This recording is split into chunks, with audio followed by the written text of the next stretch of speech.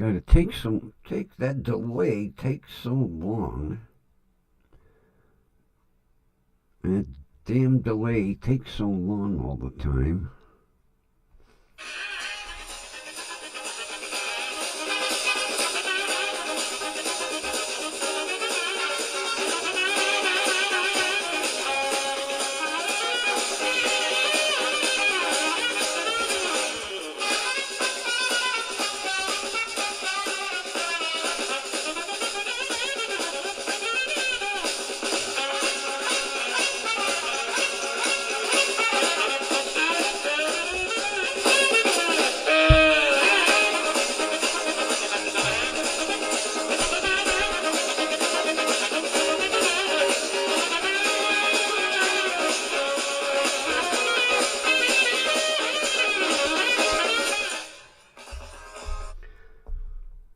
And from station WDWL TV, with great anticipation, we bring you the pride of the station, the grumpy old man, me.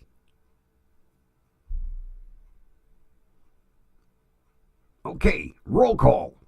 Kathy's here, Linda's here. Okay, we're done. Show's over. Have a nice night. See you, bye. How's everybody doing? Did Grandma finally stop crying? Oh.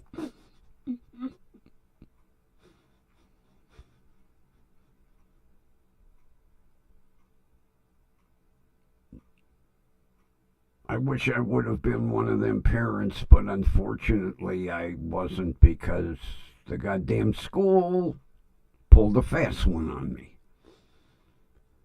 So I didn't get to see, and celebrate what my parents got to see and celebrate and what my grandparents got to see and celebrate. Someone walking out on stage receiving a diploma.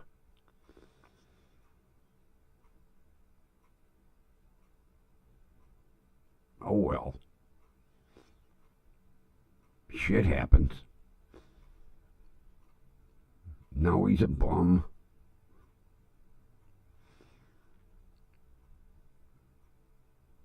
I'm glad to see everybody's good tonight.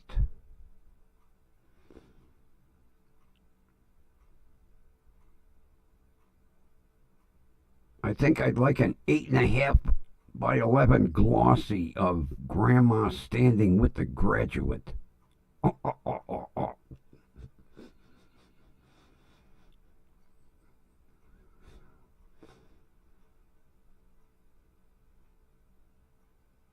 Oh, 247.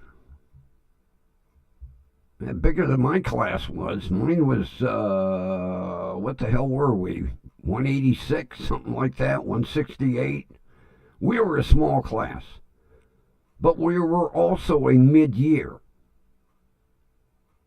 And we were the last mid-year. Because back in the day, they would have January and June graduations. Well, after us, it was strictly June. And then what really screwed things up is they combined it for the reunion. Now, I didn't know any of the students behind me, maybe one or two. But for them to combine the reunion with January and June, no,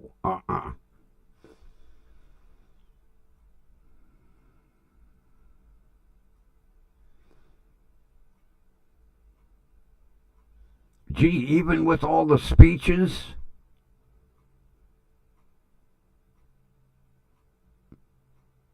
and not to mention, now I don't know if all the schools do it, but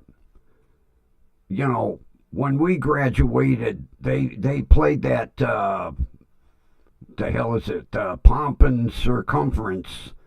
And you had to walk to the beat of the music. Dun, dun, dun, dun, dun, dun.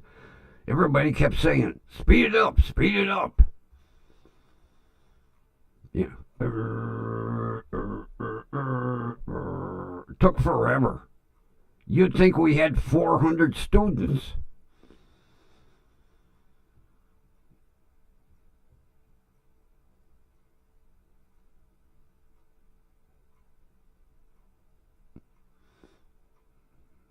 Well, Linda, you can lead the horse to water, but you can't make it drink.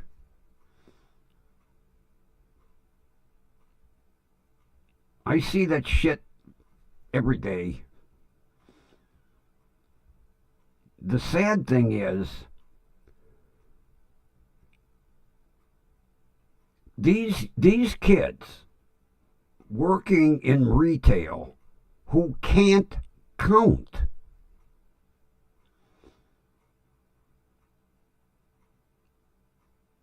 Like the other day, my purchase was $5.06. Okay, I gave the girl a 10 and 6 cents, and she looked at that 6 cents like it was Chinese currency. And then she handed it back and said, "You gave me too much money." I said, "Sweetheart, how much do I owe you?" $5.06. I said, "Right, and I gave you $10.06, which means you give me back a $5 bill." And that's what she opened her mouth and looked at. I said, "Punch it into the register." And then, when the register said change $5, she was like, "Oh, that is fucking scary." And this isn't the first time I've come across this shit. They can't count. How the hell do they get a diploma from high school and you can't count?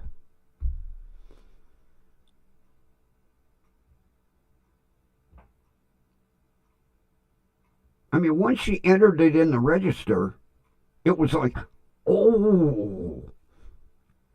But she couldn't, the brain cell, the one brain cell here and the one brain cell here, they were fighting each other. Why did he give me 6 cents? She wanted to give me the 6 cents back and punch in $10.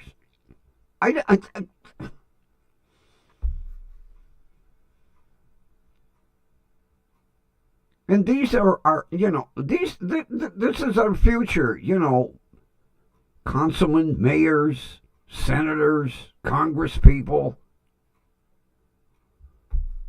This is scary.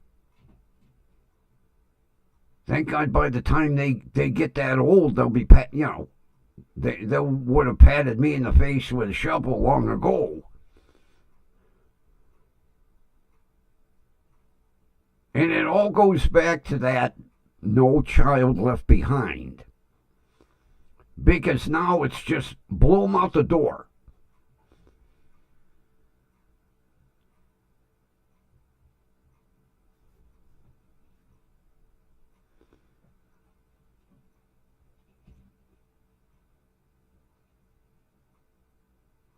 Well,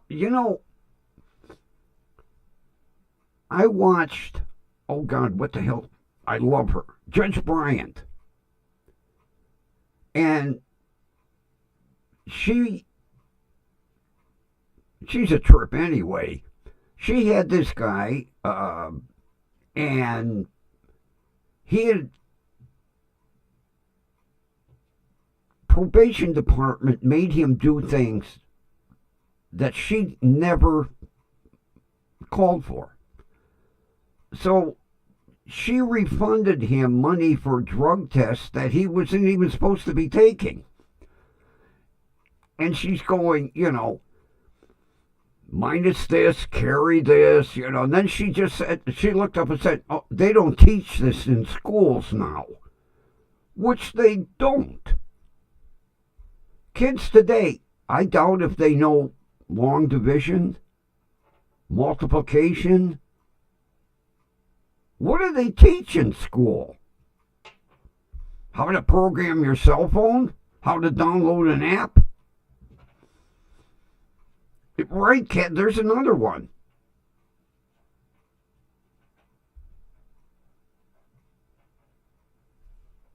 They don't teach them, how to sign their name. It'll be XXXXX. I would like to question a teacher and ask him, what do you teach?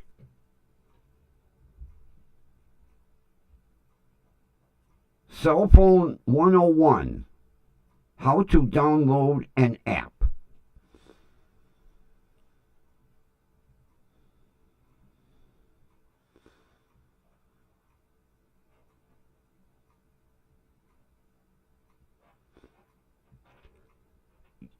Yeah, Linda, had you not demanded that, the old No Child Left Behind, they'd have, okay, you're a second grader now, see ya.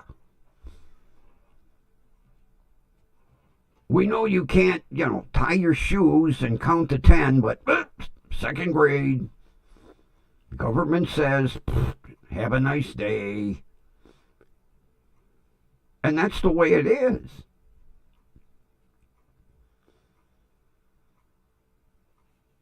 And they're ruining these kids. They're literally ruining these kids. Because every time they push them a grade forward, they get stupider and stupider.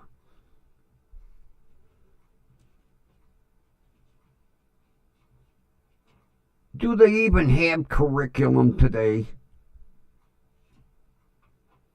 I doubt if they teach history, geography, social studies, civics. These kids come out of school, they have no idea. Not to mention, the government ruining history by making them take all the statues down. You had Ulysses Grant and who was the other? They made them take the statues down, put them in a warehouse.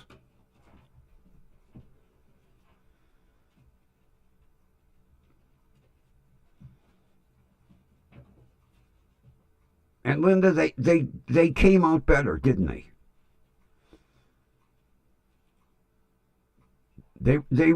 They weren't these dummies that they turn out today.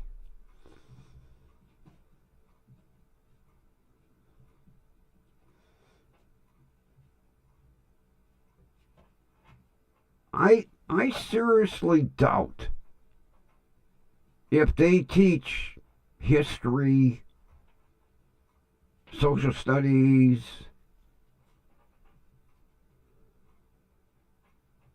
although, get this, some school system, I glanced over the article and it pissed me off so much, I didn't, some school system is putting in their curriculum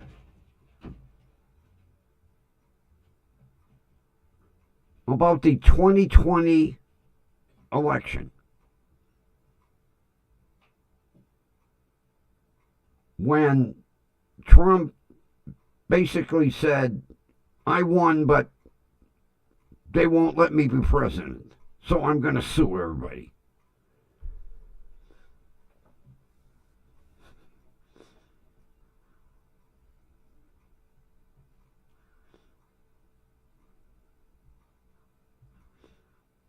Yeah, look at all the southern states. All the southern states had statues of all the men that made history back in the day. You know, the War of the North and South and the Civil War, and they erected these statues to commemorate it. And then they take them down, put them in a warehouse because some tree huggers said, "Oh." Same thing with the Union Jack.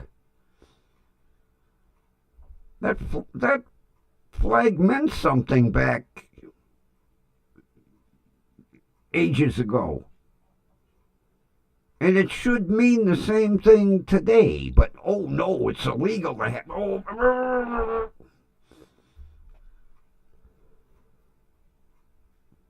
Yeah, they took them all down.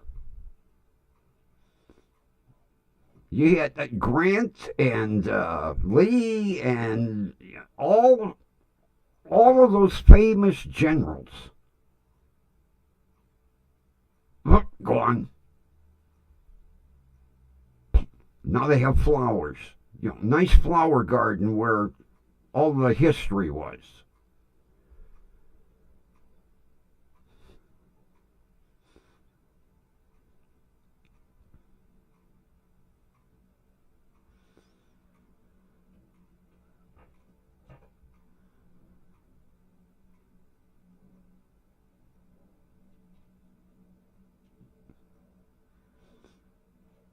You know, they ruined it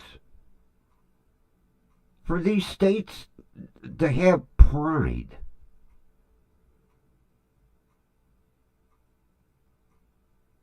All the states were proud of what happened. And they erected monuments, and all that pride is gone.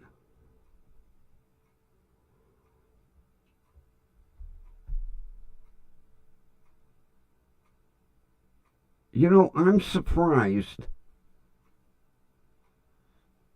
they still show reruns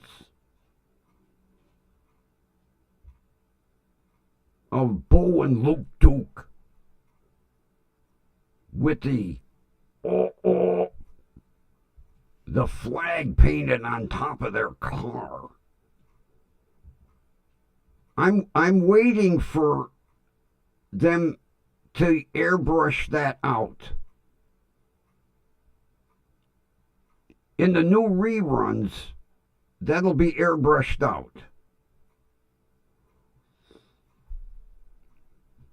Nobody seemed to have a problem when the program came on the air.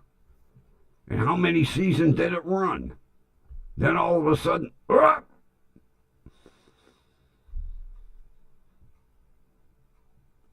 hey, buddy, how are ya? How was your pasta and chicken the other night? I'm kicking around making a pot of sauce.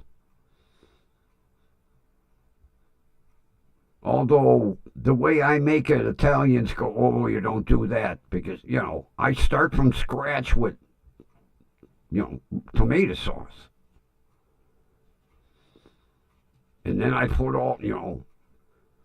I put in Italian sausage, I put in meatballs, and my aunt's little trick, short ribs. She used to put all that in her sauce and just, as a matter of fact, you couldn't eat it the first day. She would spend all day cooking sauce from scratch and then put the pot in the fridge. And then the next day, because she said the first day all the flavors aren't congealed into the sauce.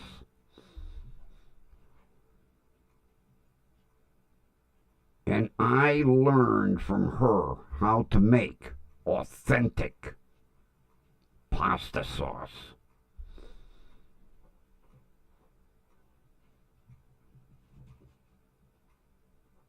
And veal parmesan, although I can't afford veal anymore.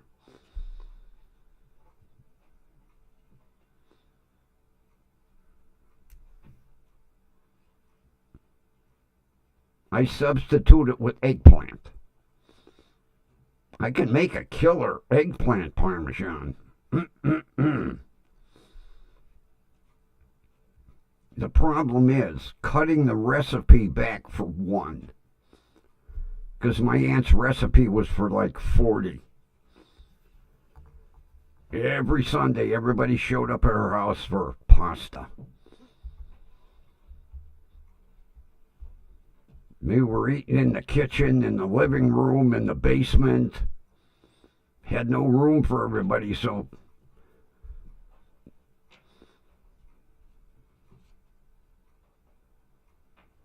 And she made her own pasta, too. Now, I can't make homemade pasta for shit. I cheat. I buy in the package. Not in the box.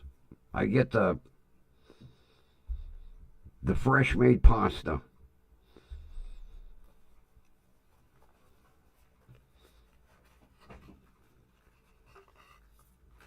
Hey, I gotta go on your website.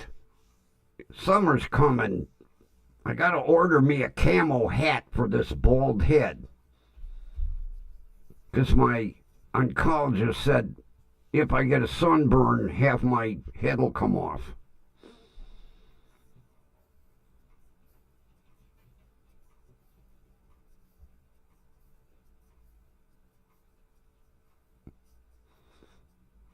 You know, when I tell people my aunt put short ribs in, they look at me like I'm from a different planet. It just added special. Oh man, it added so much flavor.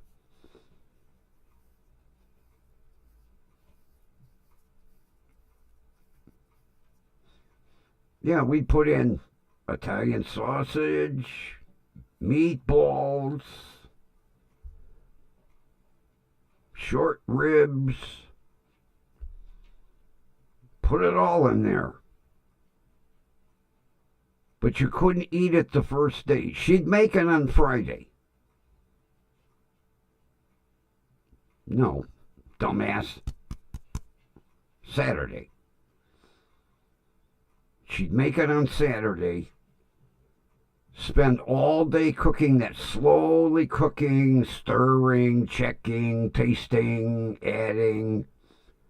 Then when it was done,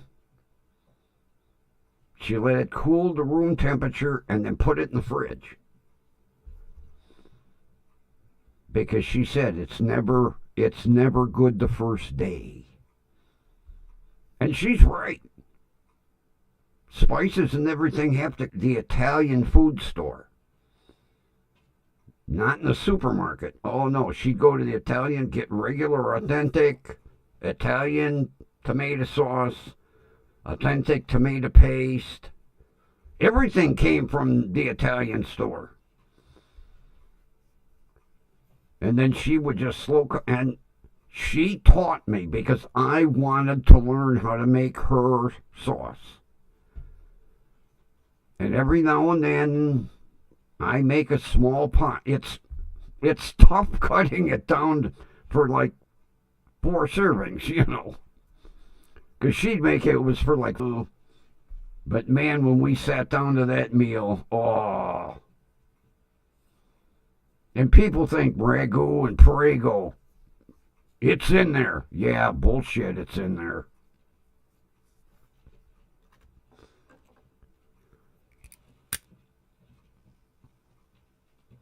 Don't let my oncologist see this.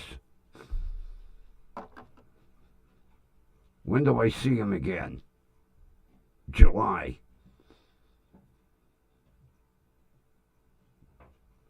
I have to use my cigarette holder because the first thing he does is, well, first thing he does is open the door and greet me. You're smoking.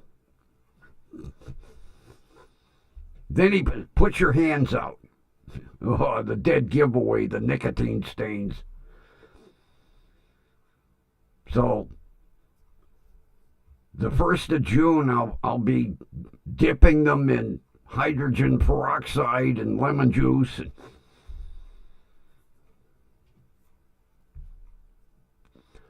Oh, did you see what they ran yesterday at the Indianapolis 500?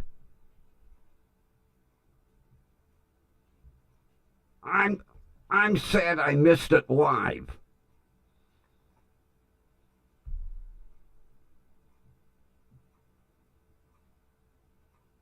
They ran the first annual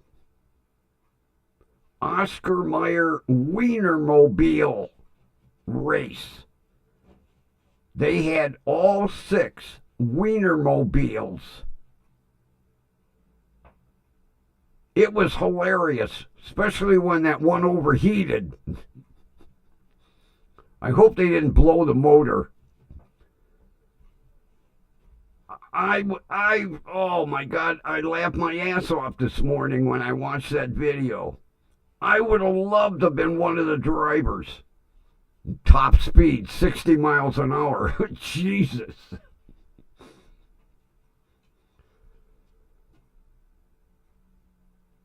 Oh, what is it? The YouTube.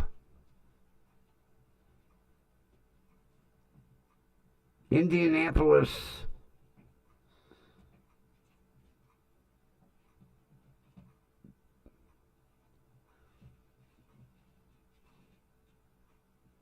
Yeah, Slaw Dog for the win.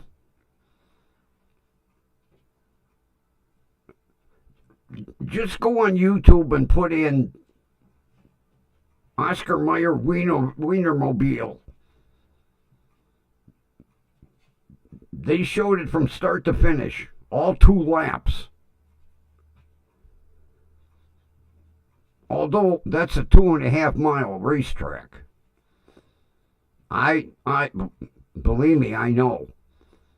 I went 10 years in a row until I couldn't afford the tickets anymore. And then I turned to a NASCAR fan. But every 10 years straight, because at the end of the race, I would order tickets for next race next year, so I got the same seat. I was in the infield right at the entrance to the pits. Those were my seats. And I would drive up, and I'll tell you what's neat about Speedway, Indiana. Everything just shuts down. I literally slept in my car in the street because they shut the whole city of Speedway down. And then in the morning, if you're still sleeping, the police come by and they rap on your window to wake you up. They tell you, okay, traffic's going to start moving here. Because I parked in the infield.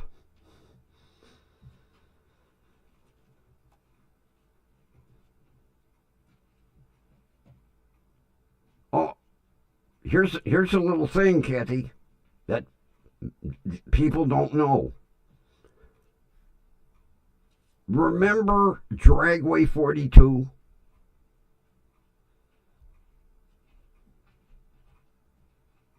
In West Salem?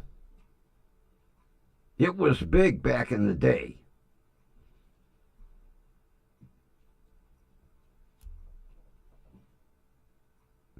It wasn't as big as Thompson Drag Raceway. But at Dragway 42, my buddy had a slingshot racer. And I drove it 2 seasons.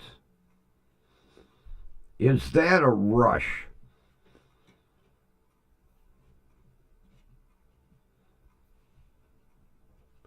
Linda. Okay, here go. Everybody's going to throw shit at me. I was a Gordon fan. I followed Gordon from when he raced little midgets. I watched his career go up and up and up.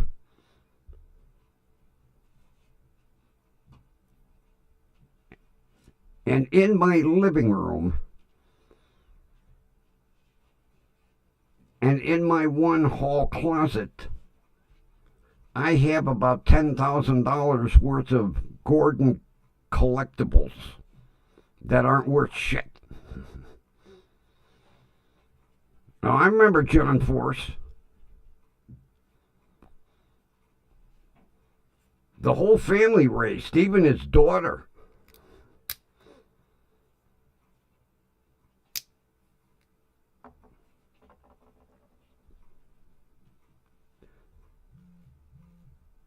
I'm trying to think of what they changed the name of Thompson Drag Raceway to.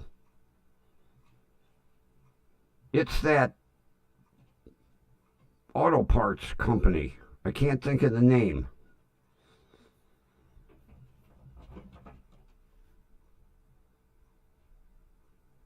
I still remember the commercials. Sunday at beautiful Thompson Drag Raceway, drag racing capital of Mid-America.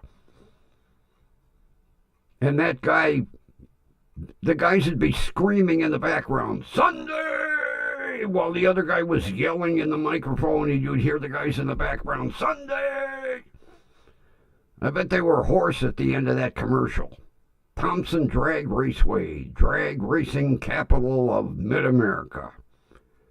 And now it's some auto parts company name. All these by naming rights is a bunch of bullshit.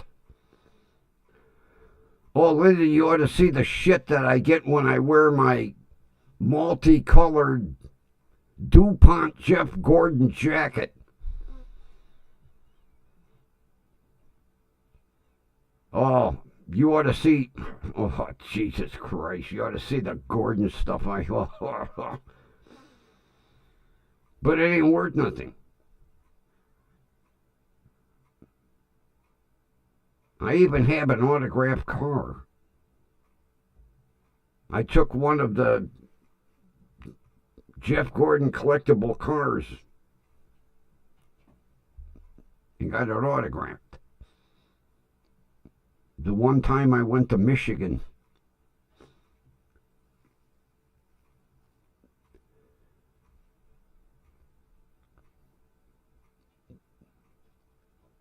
what the hell's her Ashley Force? Leslie Force? I can't remember her name.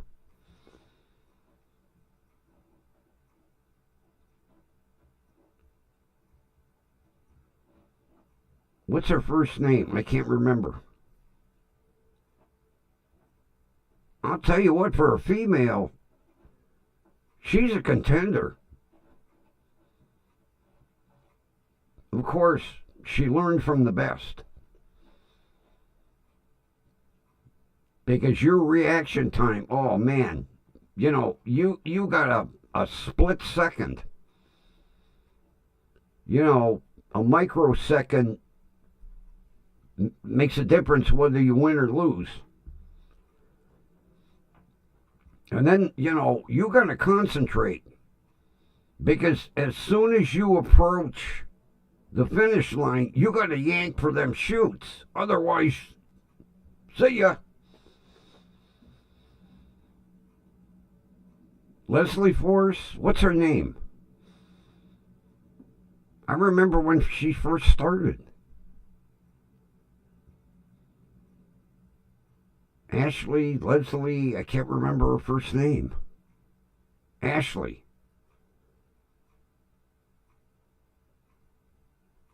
Oh, I'll tell you what, she is as good as any male that they put her up against. Even better. I've watched that girl race. Every now and then I watch the championships. Of course, like I say, she learned from the best. I'm trying to think. God, there was another one when John Force was racing. I can't remember. He ran for Ford.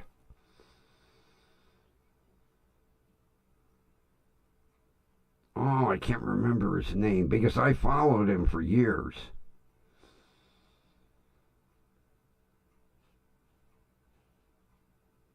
He ran a funny car though. God, what the hell was his name? He was good too. I followed, from Indy to NASCAR to drag racing, Formula One, SCCA. I was going to build a car to run in SCCA, and I never got, I couldn't get the sponsorship.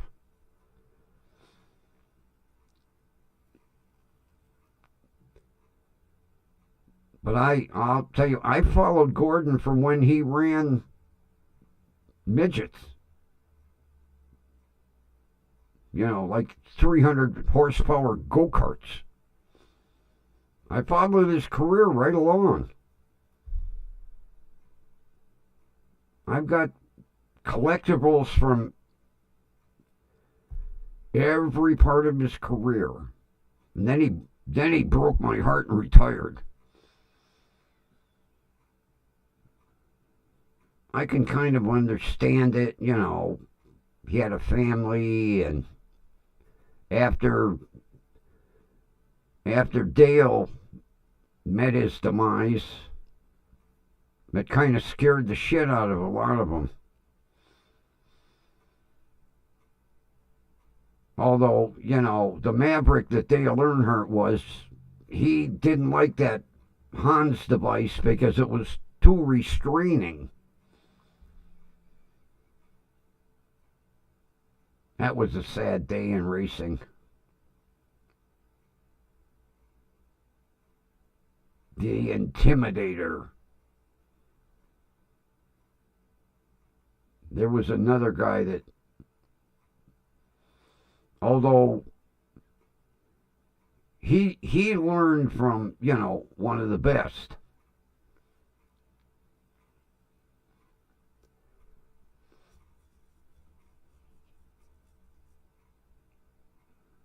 Mr. STP Car himself.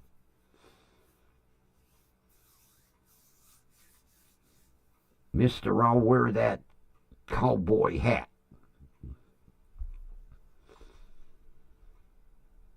What the hell was his number? Oh. Can't remember his race car number. I knew powder blue was his paint scheme.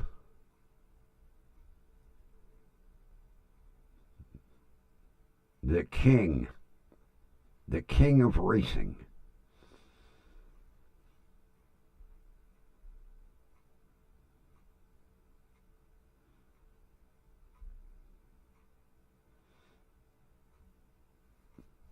Linda, I go back to the days of AJ when he ran the open wheel Offenhauser cars. And Mario, I met them. I met Mario and AJ Foyt when we had the races here in Cleveland. Because I would always get pit passes.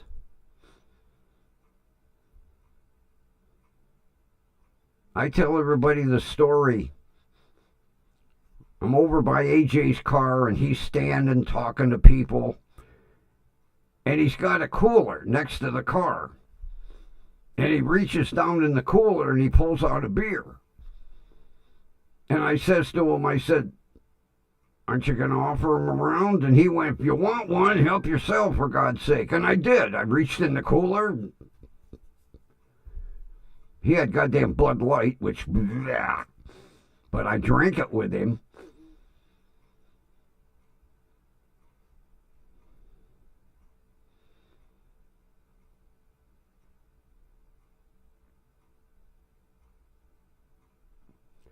Yeah, but Junior, he couldn't compare to his dad. Junior was a good racer, but couldn't compare to his dad. And nobody compared to the king.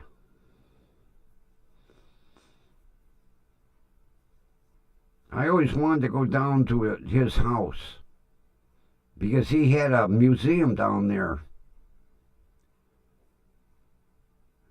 I always wanted to meet the king.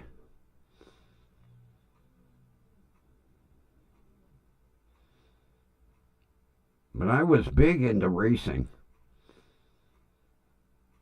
You know, good old Cleveland, we lost the Indy race.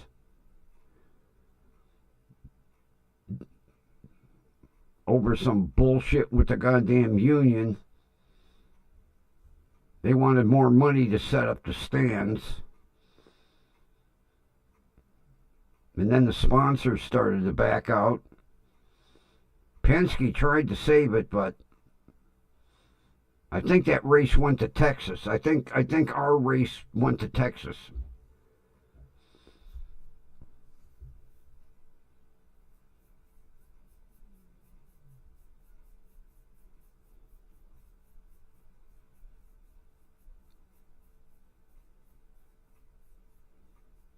Yeah, I always wanted to go down and meet King Richard.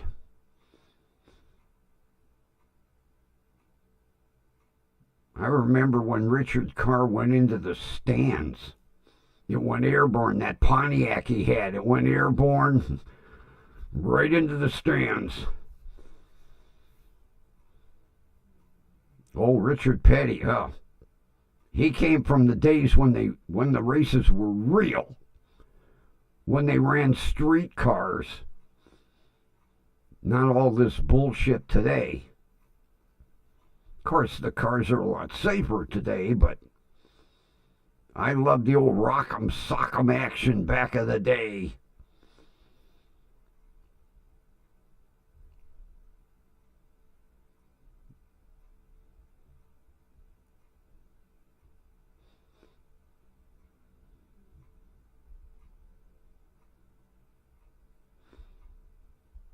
Well, you know, Dale,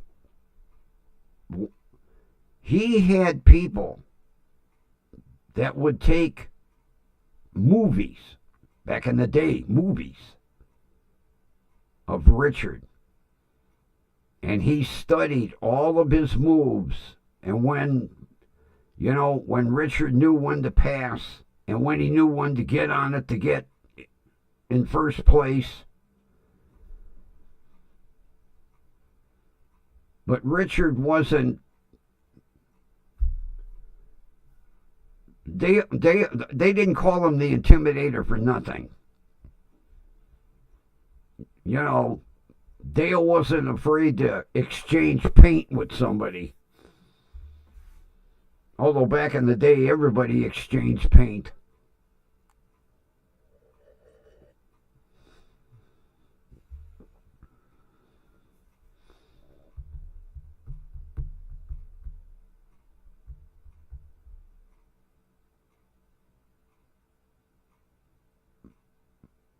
I didn't see Ron come in, did he? How did I miss?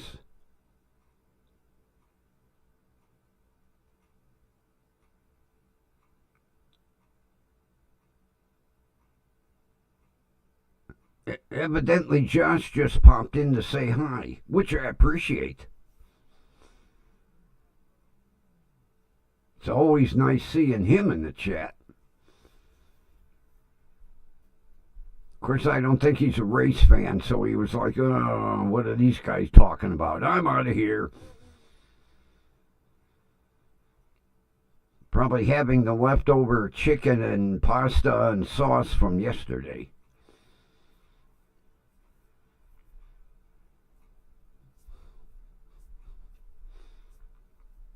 Where's Kathy hiding?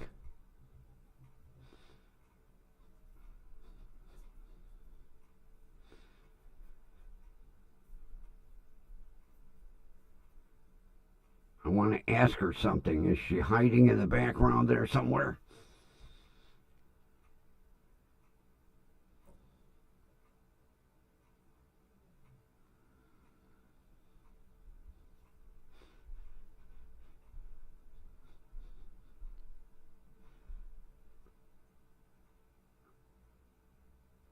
There you are.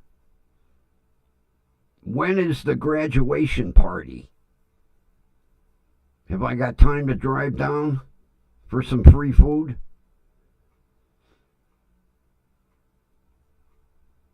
You can tell your granddaughter I'm an old friend, which is no lie. I'm old and I'm a friend.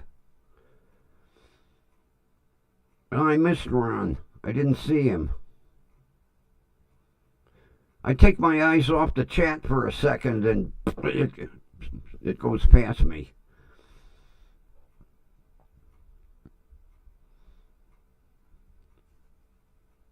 I'll even bring a gift. Oh, what? No party? The girl worked that hard and no party? Come on. Can't do that to her.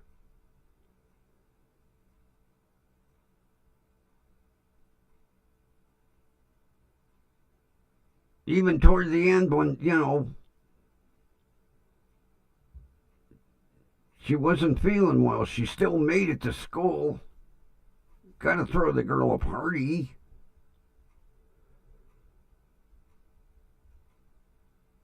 She earned it.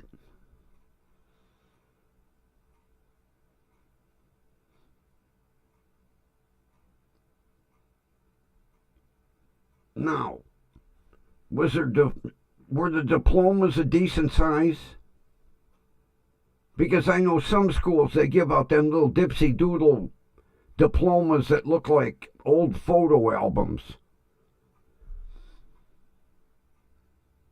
I know mine is like it's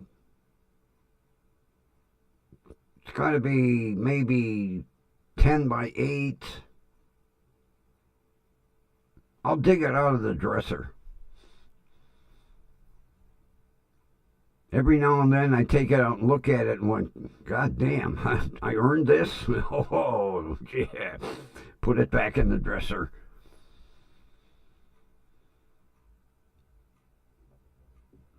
I wish I had a college one to go with it, but at least I got that one. My good old alma mater, John Marshall,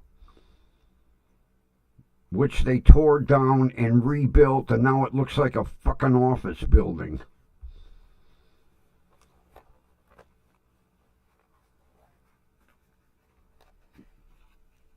Oh. They're going to have a party, they just haven't decided when. Okay. Good. Because, it's ridiculous. The kids, they work their ass off, and then they get a diploma that's like an old photo album. It's nice to open that thing up and go, look at this. I'll dig mine out of the dresser maybe tomorrow. Bring it in, show it off. Hey, I graduated.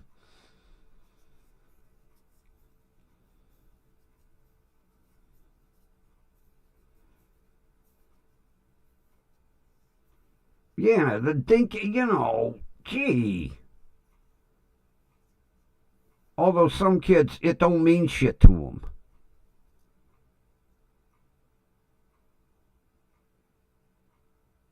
Like I say, I look at mine every now and then because it meant something. But some of these kids nowadays, like, because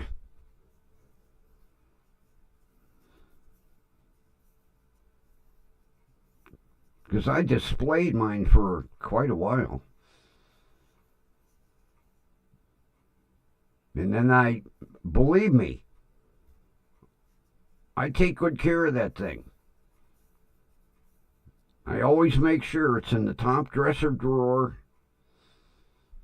Not that It's not like I can go down the Social Security Administration and go, I got my diploma. They'd be like, yeah, and you ain't getting no more money. Okay. At least I graduated. Yeah, it meant that. Now, I'm sure your granddaughter, it means a lot to her, but most kids nowadays, it's like, okay, it's a piece of paper.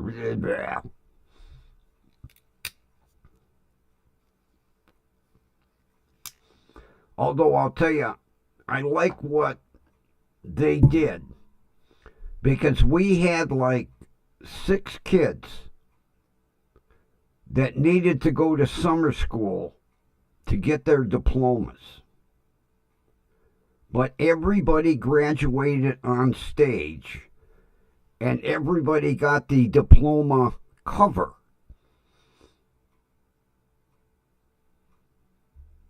Even though when they opened it up, it said, once you finish summer school, you'll receive the insert. But everybody, even the kids that didn't earn the diploma, they graduated on stage.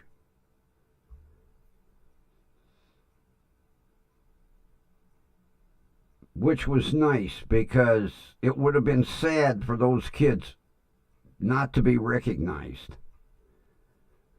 Even though, they were a few credits short. Now, whether they all did go to summer school, I don't know. I would have thought that it would have been enough incentive to get, okay, I'm 3 credits short. I'll go so I can have a diploma.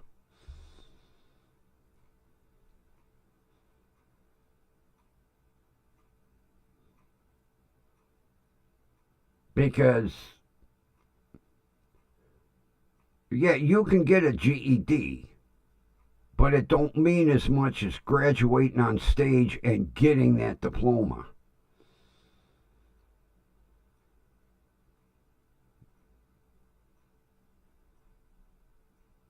Hey, Sherry, you saved yours too? I got mine right in the top drawer of my dresser. Every now and then oh.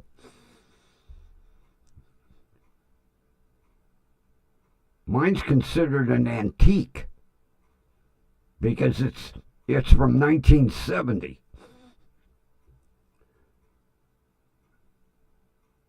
God, hard to believe. Jesus. 55 years coming. Oh, man. Time flies. It's hard to believe 55 years.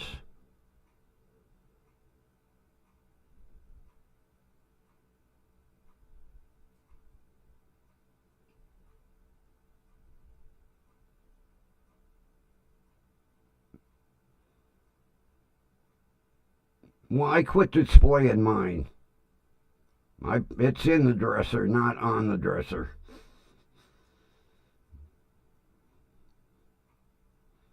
Oh, you're a baby. 1990. Christ, I was out in the working world, had a house and a car, and making payments.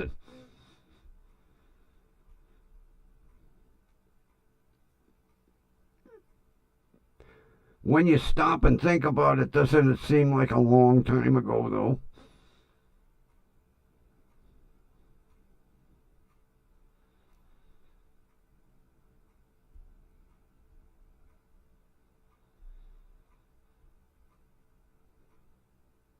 But see, the schools, they don't want to hold kids back today.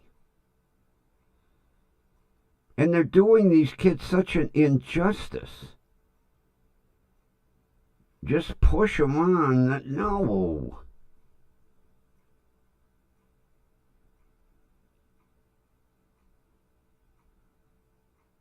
My son had to repeat 3rd grade. And it was the best thing for him. Even though, all the kids made fun of him, but it was the best thing for him.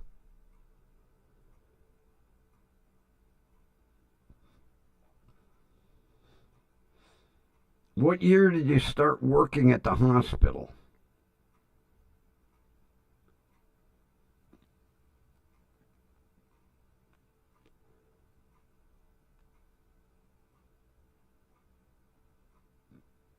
Well, they don't teach it.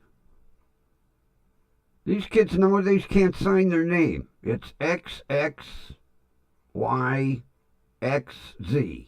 There's my name.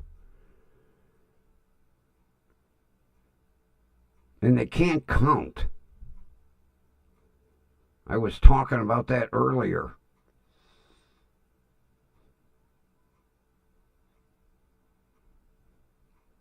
I was telling everybody earlier. The other day I was at the store. And my purchase was $5.06. I gave the girl a $10 bill and 6 cents. And she looked at it and went, "You gave me too much money." I said, "I want a $5 bill back." And she kept trying to hand me the 6 cents. I said, "Punch it in the register." Ding, ding, ding, ding. Oh, yeah, you do get a $5 bill back.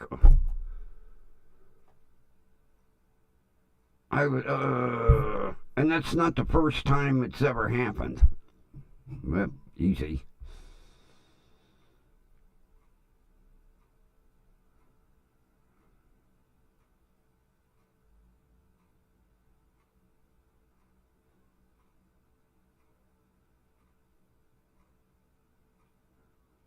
Yeah, she looked at me like I was giving her, Chinese money. She stared at the 6 cents and went, "You gave me too much."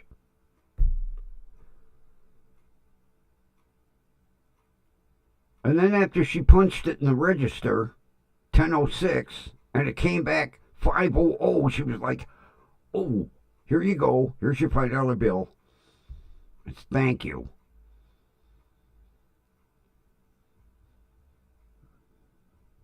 Kids can't count today. Can you imagine if they had to do, long division? I don't know if they even teach that shit anymore. I think the curriculum now is cell phone 101, downloading apps 102, text message 103, and lunch.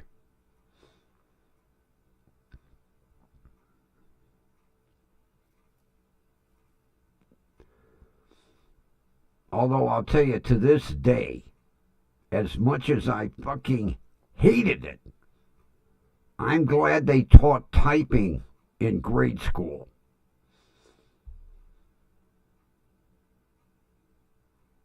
Matter of fact, I have a little portable typewriter in my bedroom closet. I just bought a new ribbon for it recently. Every now and then I pull it out and I show the young kids and I tell them, "Here's our word processor from my day." They look at it like it came from space. What does it do? Well, watch. I'll put a piece of paper in. Wow, there's words. Yeah.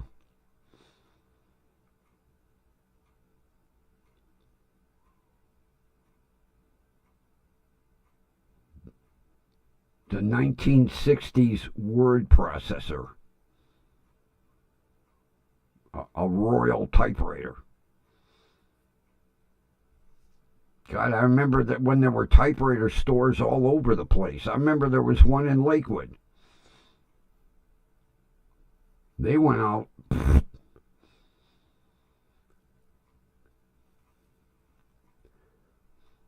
The invention of the computer killed typewriters. I was surprised I could still get a ribbon.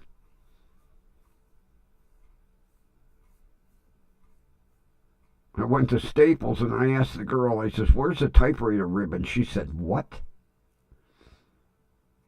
I said, "Never mind." I went home, eBay.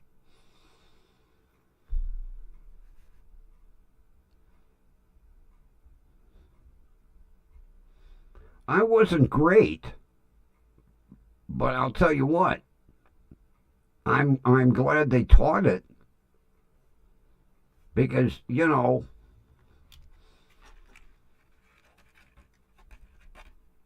we had these things called keyboards.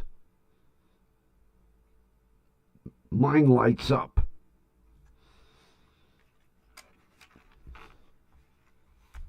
It's because I'm a light freak.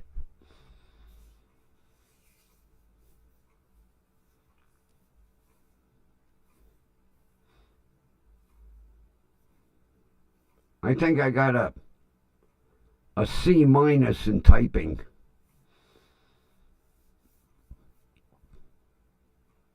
I wasn't very. I learned enough to get me by. I remember bringing home my report card. My father was C minus. Well, at least it's not a D minus. Okay.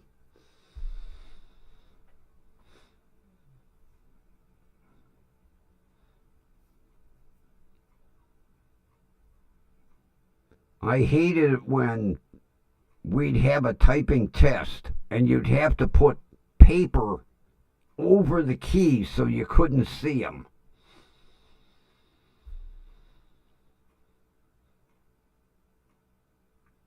That's the way they did it.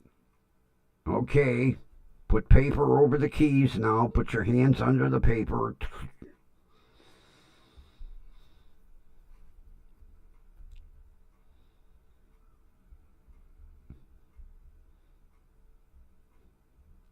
Same thing. I took every single shop class they offered. Wood shop, metal shop, print shop, auto shop. What did I miss? Wood shop, metal shop.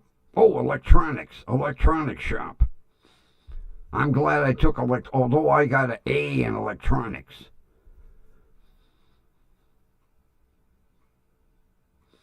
I used to build a lot of my. As a matter of fact, there used to be a place in Parma called Heathkit, and you could buy kits for anything. You could buy a TV kit, build your own TV set, soldering all the connections. Right over on my little work table, I have a Heathkit 110 AC to 12 volt DC converter that I built in 1971, and it still works.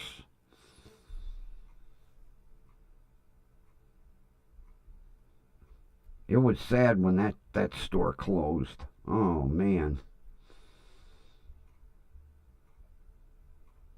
I remember building an oscilloscope.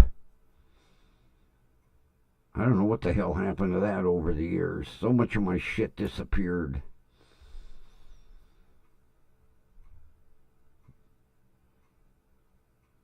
And then it didn't help when Radio Shack closed. Although towards the end, they didn't teach them about transistors or resistors or capacitors.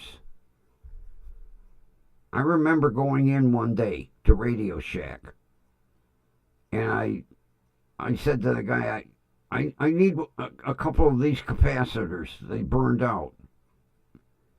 And the guy, huh? Try them red cabinet in the back.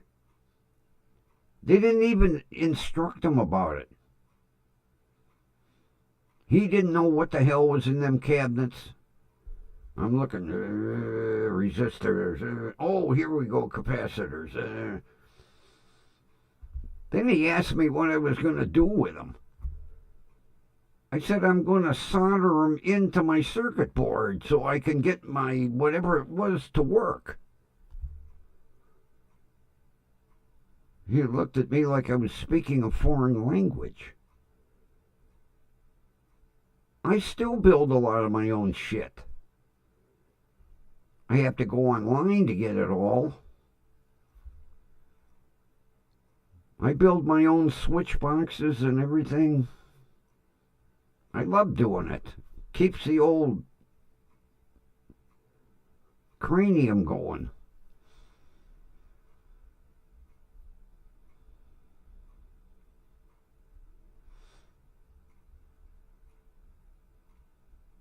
What, electronics?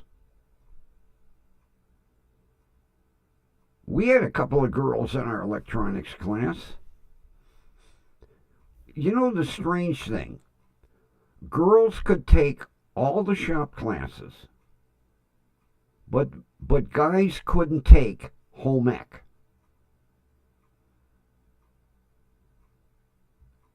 It was not allowed.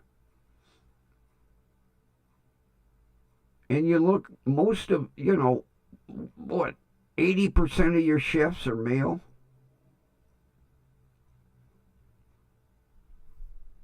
You had to learn to cook at home. You couldn't learn at school. But if a girl wanted to take woodshop, she was allowed. I had a girl in my woodshop class. She made a better coffee table than me, too. I was like, oh, jeez.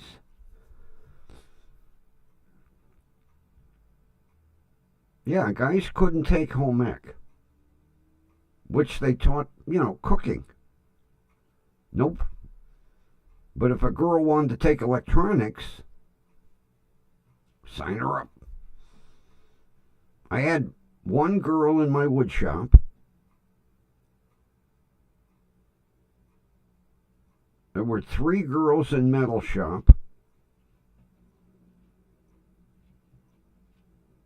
Because one of the 3 wanted to learn how to weld because her father owned a frame repair shop. And she wanted to work in the shop, but her father said, I don't have time to teach you how to weld. She learned it in school. And there were 2 girls in my electronics shop.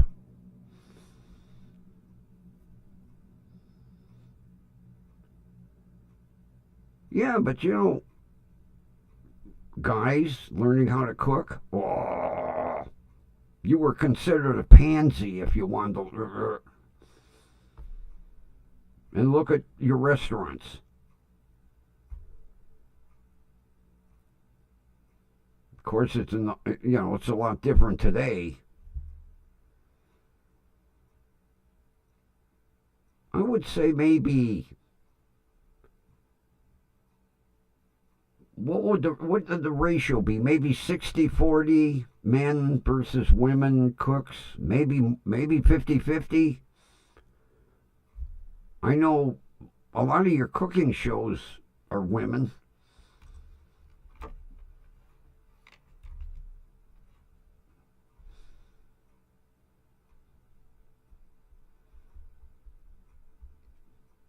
But a girl could take any shop class. But if a guy wanted to take home ec,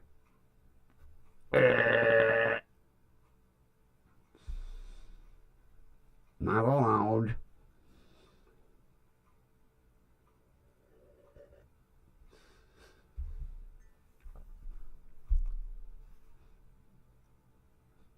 Because in home ec they also taught, sewing. Well, what's wrong with a guy learning to sew? In Cleveland, we used to have Richmond Brothers, 700 fussy tailors. The building's still down, I think it's like around 55th and Superior or something. The building's still there. It still says Richmond Brothers on the front of the building. 700 fussy tailors. Anybody I saw that had a Richmond Brothers suit, I would look at it and hold the lapels and go, Richmond Brothers, huh? 700 fussy tailors. Too bad you got the two that drank.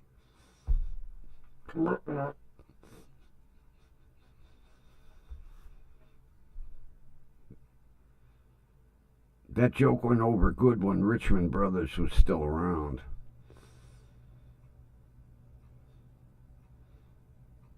I had a bunch of Richmond Brothers suits. You could go buy them right at the factory.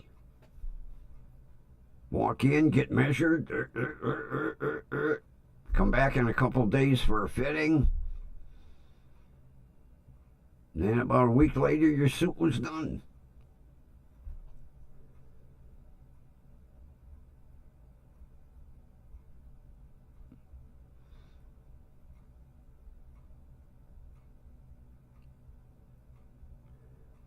Not in Cleveland Public Schools. No. Cleveland Public Schools, no. No, no, no, no. And that was in the days before you sued for everything. You know, I'm sure back in the day, if a bunch of parents got together and sued, they would say, oh, okay. And, you know, nobody yelled discrimination. And if there was a girl in wood shop, you had to give her the same respect as anybody else in the class. And it was amazing. Some of them girls could, like I say, the girl that was in my class made a better coffee table than me. I think it was an Ohio thing, Kathy.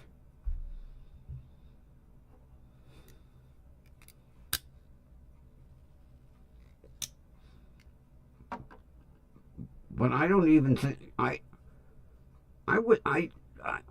I'm pretty sure I asked, and there's no shop classes at Marshall anymore.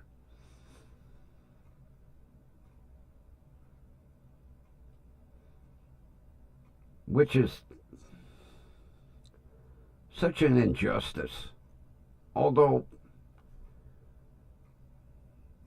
kids today,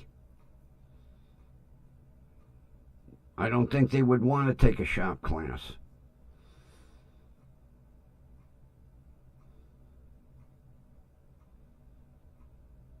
I remember an auto shop, we had a project car that the whole class worked on.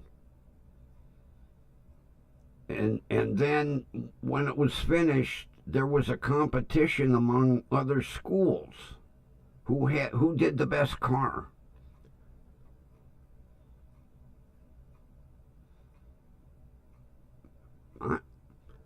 I'll tell you what, I am glad and thankful that we had all them shop classes. I took them all. I retained that knowledge along with what my grandfather taught me. There isn't too much I can't do.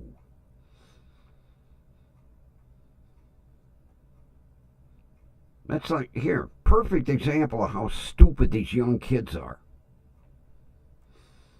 I went up to the homeless depot recently.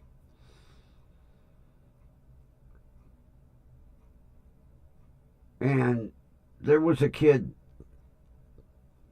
18, maybe 19 years old, and I was looking for some outlets. And I says to him, hey, I'm splitting a 220 circuit.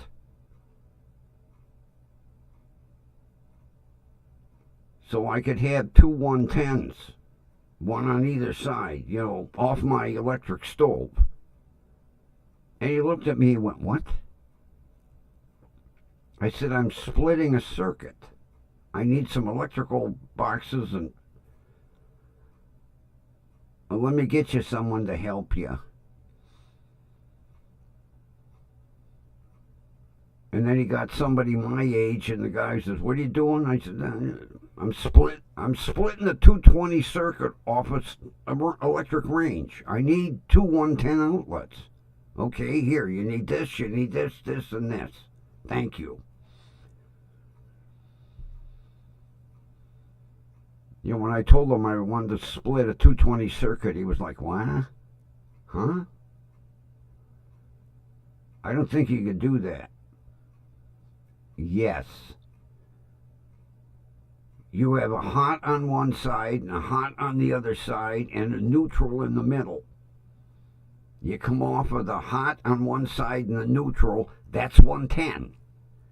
Then you come off the hot on the other side, the neutral, that's 110. Oh.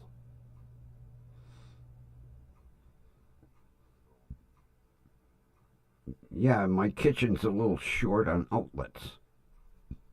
So I got an electric stove. The 220 lines right there. Bing, bing. There, I got 4 outlets now. 4 additional outlets.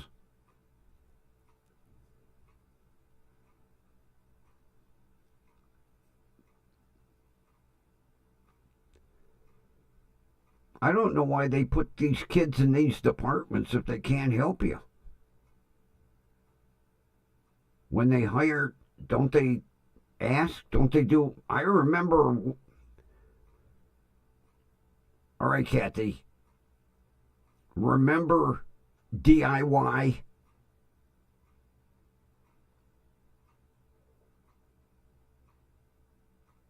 There was one that was at 130th and Brook Park. I can't remember where the one was on the east side. Before the Homeless Depot and Lowe's, we had DIY, do it yourself. We used to have to take a test before they hired us.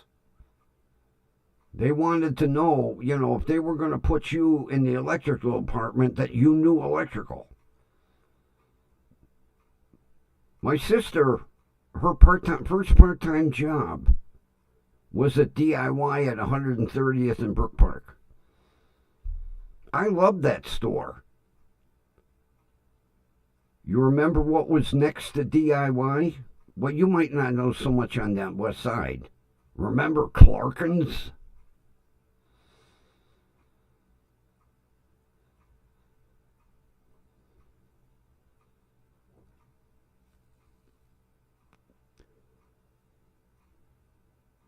Yeah, we had DIY and Clarkins. I loved that store.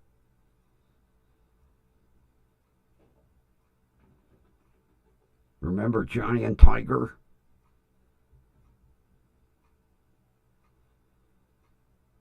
I'm testing your brain cells. Clarkins, Giant Tiger.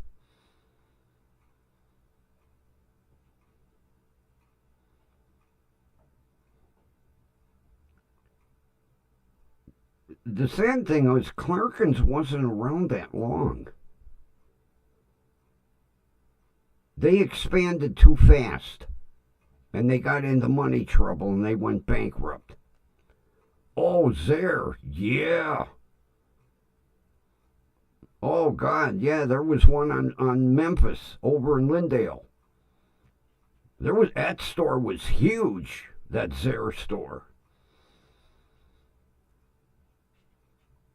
Another one that ran into money trouble and went bankrupt. But Clarkins, oh, that was a neat store. And very reasonable with their prices, too.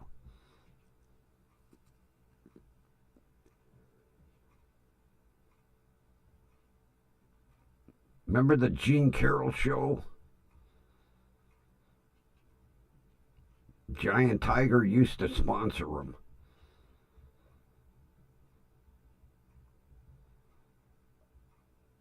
And Gene Carroll's buddy over on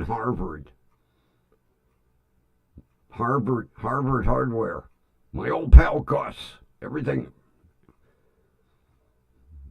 They'd have their semi or quarterly final competition.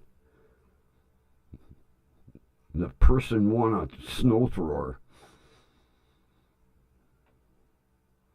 And then right after the Gene Carroll show was polka varieties.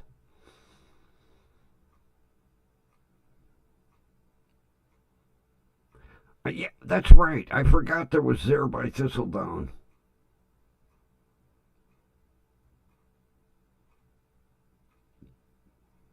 Yeah, your side of town. I had a Zara on my side of town. You had one on your side of the town. They were a neat store. They carried everything. And great prices, too.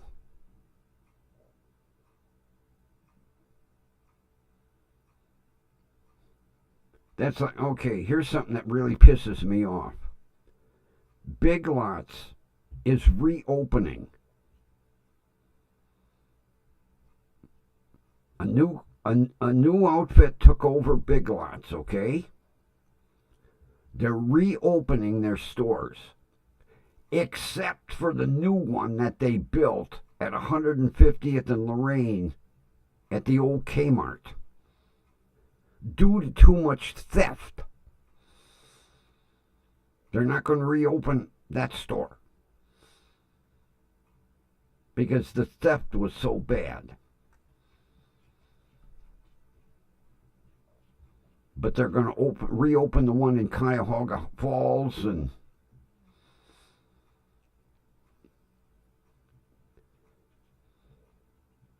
yeah, the outfit that took them over said, "Hey, we're back in business.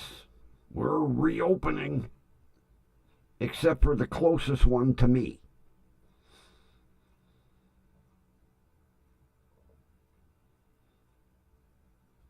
Because of the theft. Oh, Woolworths. Oh, when I was a little kid, I loved Woolworths. My mother'd tell me, if you're good, I'll take you to Woolworths with me. Because we had one right up at 136th and Lorraine. Oh, man, that store was so cool. Yeah, I remember being 6, 7, 8 years old. My mother would give me a quarter. I'll take you to Woolworths.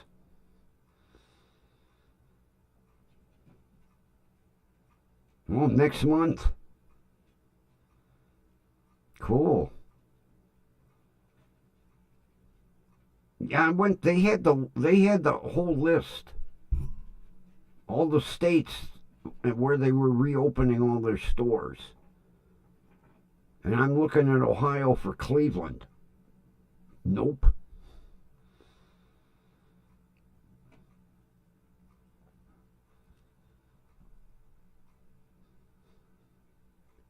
Yeah, Woolworths was a neat store.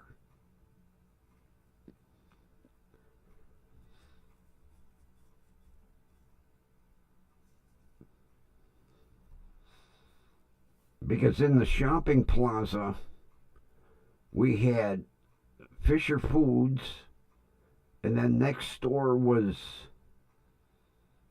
oh God, I can't remember the name of the women's clothing store.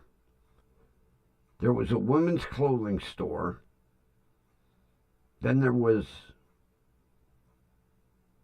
Red Ball Shoes, and then London Store for Men, then Woolworths. Next to Woolworths was Kroger's, and next to Kroger's was Grey Drug. And Grey Drug had a lunch counter in the back. And you could get a big chocolate malt and a plate of french fries for 35 cents.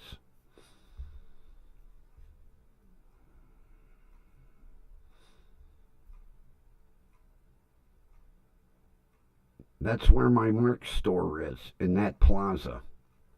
And half the stores are fucking empty. That used to be a booming place back in the day.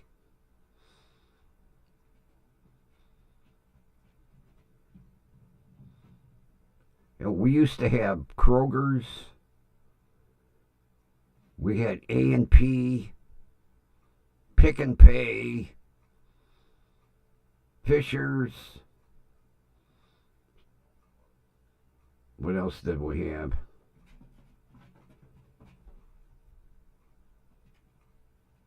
Oh, I forgot. Next to London store for men was Huff Bakery. How could I forget Huff Bakery? Oh, gee. We had Huff Bakery. Tops. That's right. I forgot Tops.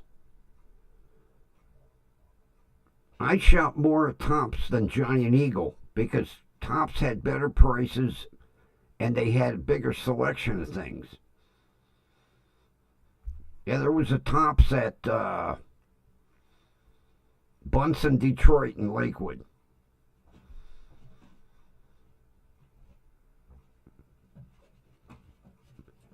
And Giant Eagle ran everybody out of town.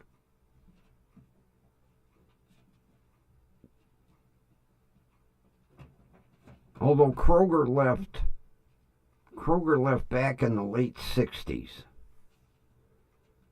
Now there's Kroger's in southern Ohio.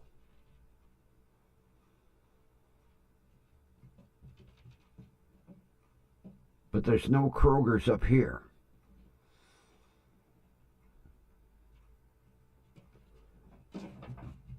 You know, I used to order bran muffins at Huff Bakery. They had the best bran muffins. Oh, God, they were to die for. Every Friday, I'd go in on Thursday, I'd order a dozen bran muffins for Friday. Because you could order anything. And their cakes were killer. Man, you get a cake from Huff Bakery, it was like getting a cake that was made by the chef for the Queen of England. It was sad when they went out. Oh, man. Oh, yeah. Oh, yeah. Oh. Yeah. I forgot about the strudel. Yeah.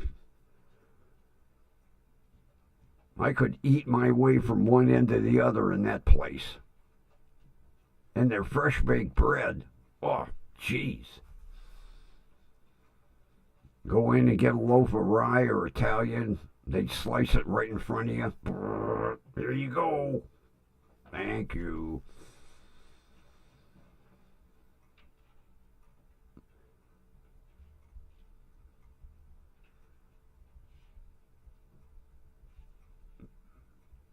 Now we didn't have TG&Y, but we had A&P. Matter of fact, my aunt was the cashier at A&P. Man, you should have seen the callus on the side of her hand because they were all manual cash registers back in the day. She'd hit the price, ding, ding, ding, and then hit enter, that big enter key. Bang, ding, ding, ding, ding, bang, ding, ding, ding. Man, her hands were like lightning on that register. That was in the day before registers told you how to make change.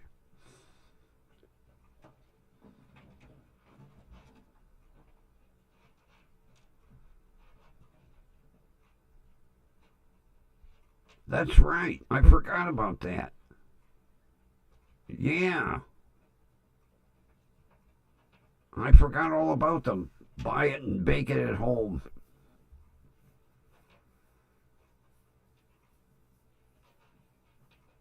Matter of fact, my mother shopped at Kroger's and A&P. She wasn't big on Pick and Pay. God, I can remember where all the stores were. Because Pick and Pay had a big store up at 150th and Peerless.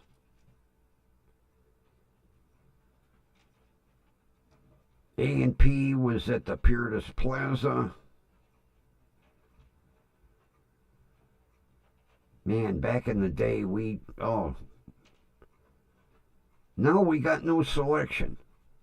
You know, we got goddamn gigantic Eaglet and Save-A-Lot, which they don't carry a lot of brand name stuff, and Aldi's. That's it. Or Heinen's if you want to pay the price.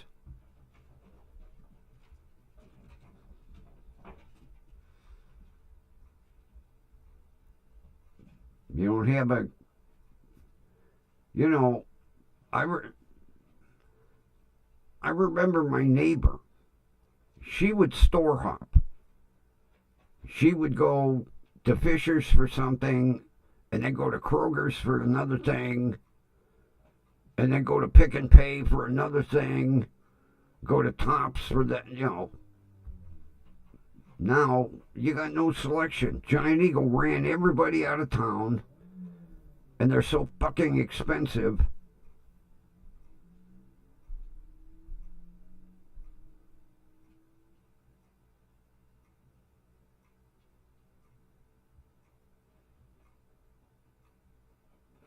Oh, I forgot about Stop and Shop. I knew I was forgetting. We had such a big selection of grocery stores.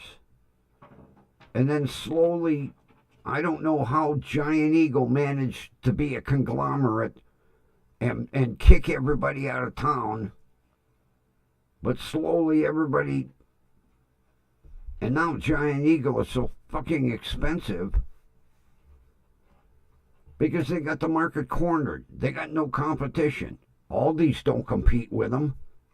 Save-A-Lot don't compete with them.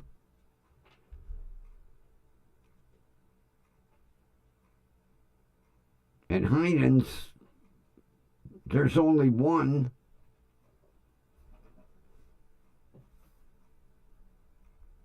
It's sad. How the hell they managed to do it, I don't know, but they ran everybody out of town.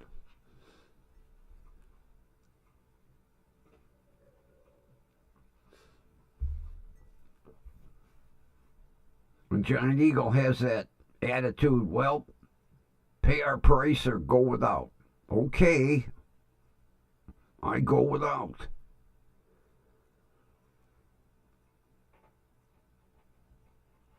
No, we didn't have.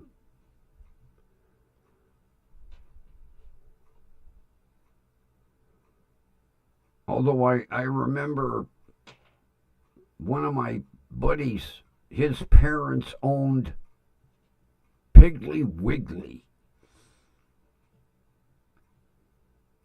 His grandfather started Piggly Wiggly. I don't know how his grandfather came up with that name, but because I asked him, I says, how come you're not down south working the Piggly Wiggly? And he goes, I don't want to work in a supermarket. I said, well, Christ, your parents own it. And his father told him, you start from the bottom. You ain't coming in here and being no VP. So he stayed in Cleveland.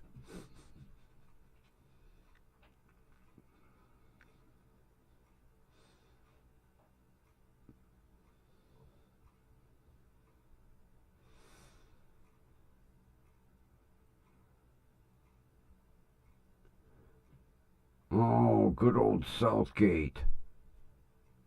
Southgate, USA. And make sure you get your Santa button. for the Southgate Christmas Parade. Well, Southgate was dangerous anyway. It was built on a goddamn landfill that was about ready to explode. That's why they shut it down. You drive past there today and there's vent pipes in the ground venting the methane gas. That shopping center could have blown up. Not to mention the gangs took those over. That's what ruined Randall Park Mall. The goddamn gangs. But yeah, Southgate, they had to shut that whole plaza down due to methane gas.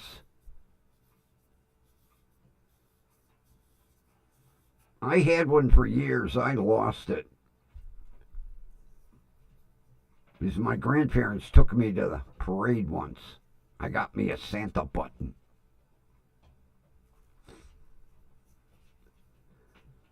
That was the only shopping plaza that had a parade.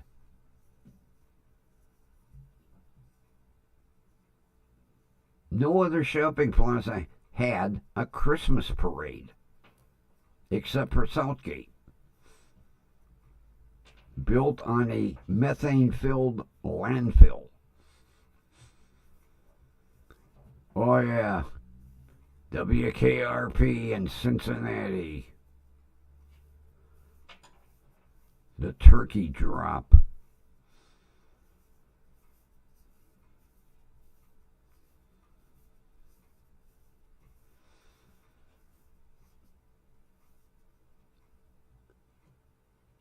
Winn-Dixie is slowly closing. God, Winn-Dixie was big back in the day.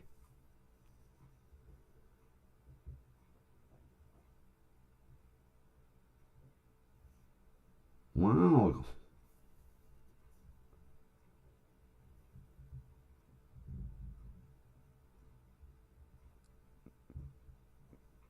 God, we didn't even have any Winn-Dixies, and I remember hearing about Winn-Dixie this and Winn-Dixie that. And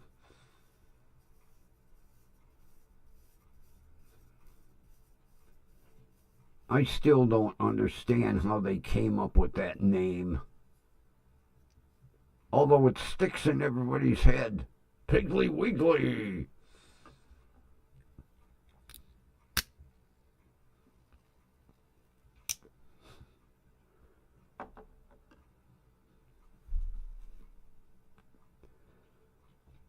Man, that's sad to hear about Winn-Dixie.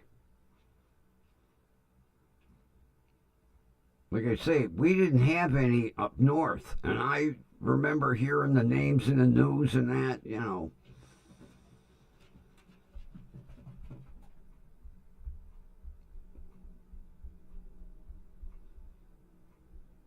What are the prices like in Piggly Wiggly? Are they decent?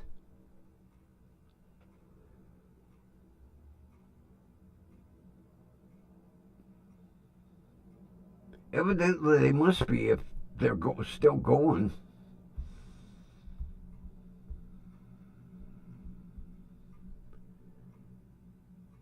Yeah, see, those are all southern state chains.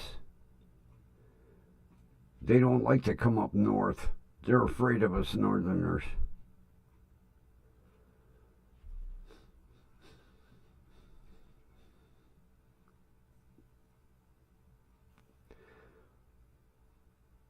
We had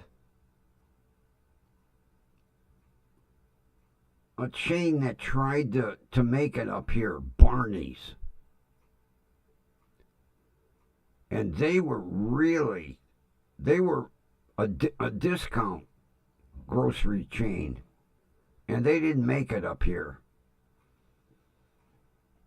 I don't know where they came. They came up here from down south. And they tried to make a go of it here in the north, and they just couldn't do it.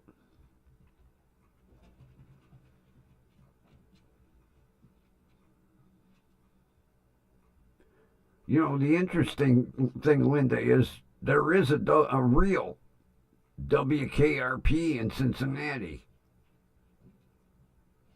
I think Jerry Springer worked there.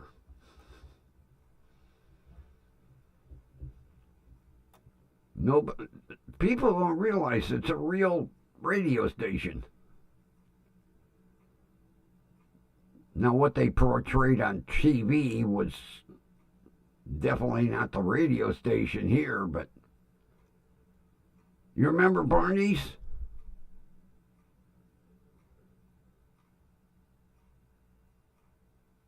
They couldn't make a go of it here.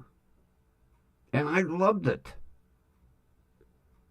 because they carried like lunch meats from like all over the world in that store.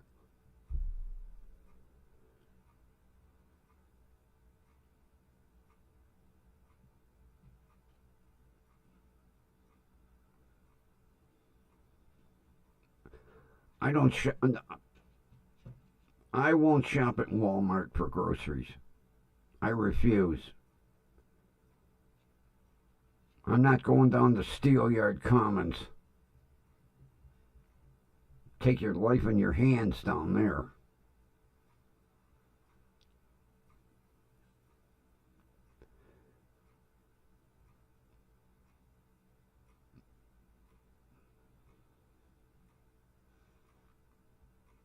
My son would grocery shop at Walmart, but not me. No. Not grumpy. And now, you know, I do my grocery shopping in a basket now. I get what I need for the week. Then the next week, but I do my grocery shopping in a basket, not in a cart.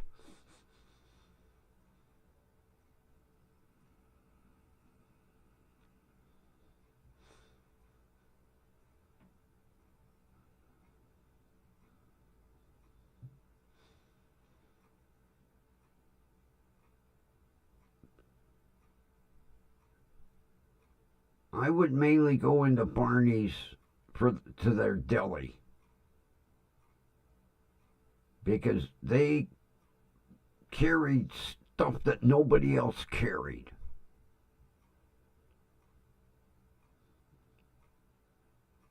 Like when you got Italian gabagool, it it wasn't American made.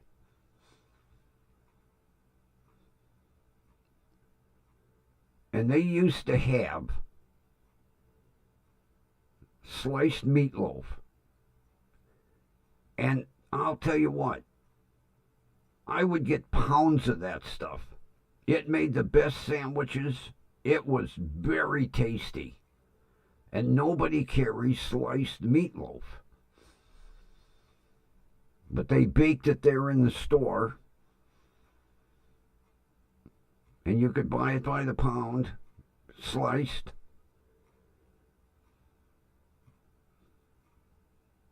Barney's carried a lot of different things.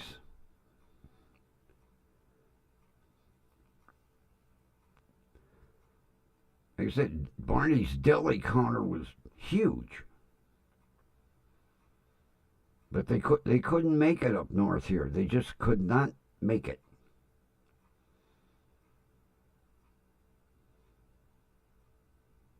Although it didn't help, the store that they were in, the goddamn roof caved in from a snowstorm and they never reopened it.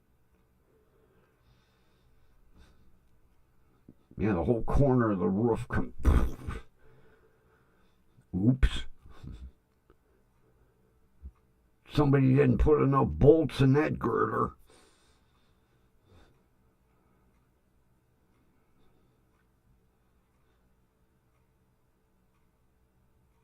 And they fixed the roof and Barney's never reopened. I guess it was their excuse to get the hell out of town.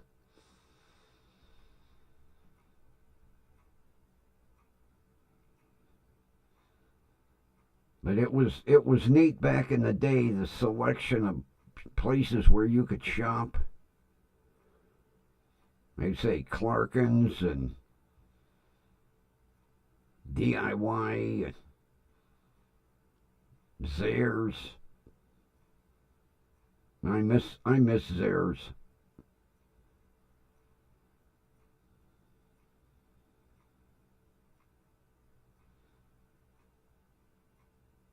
Where was what?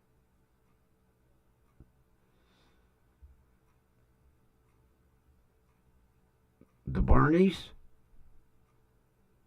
was at 136th in Lorraine, 138th in Lorraine.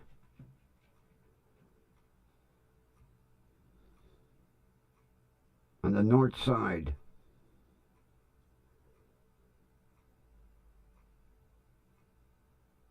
Yeah, Barney's.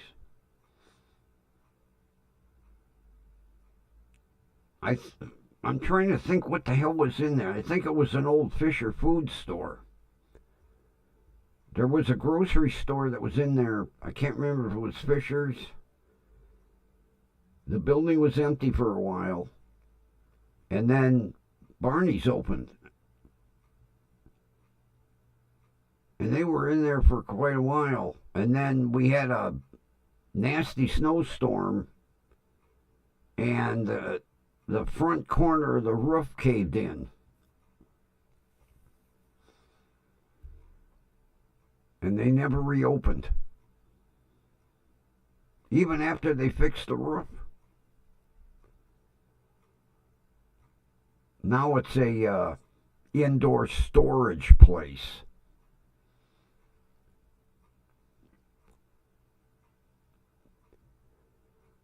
Everybody wants indoor storage now.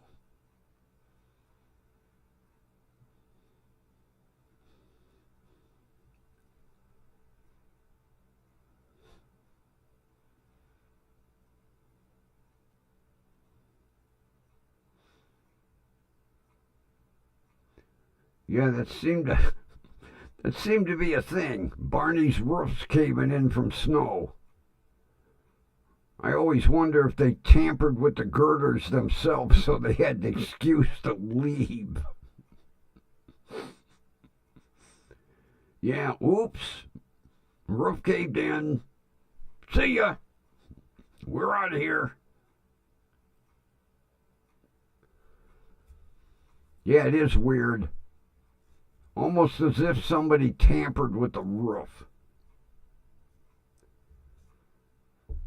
I could see one building, but when you get the second and third, little strange. But I miss them. Not to mention it was, Christ, I could walk there if I wanted to. Grumpy, don't do that walk thing anymore.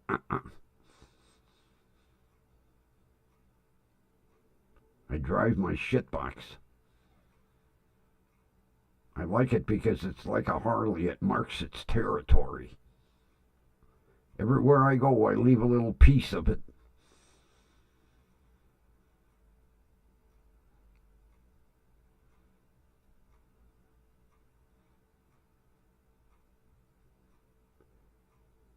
Well, the building they were in here was a brick and mortar building. But it had it had that, what the hell they call it? Tar and pitch, metal roof, and then they pour the tar and they dump the stones on it.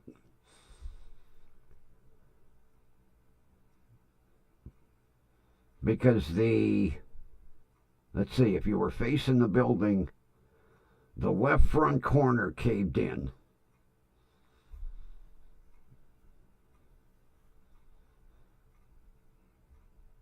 And it was odd because there were no other buildings in Cleveland where the roof caved in. Just Barney's. I wonder how much the guy got paid to go up there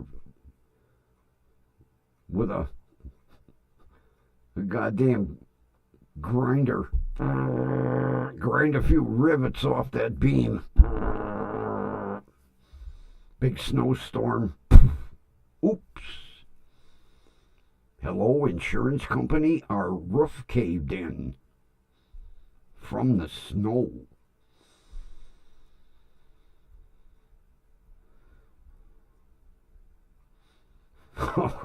Yeah, they didn't want it to be too suspicious.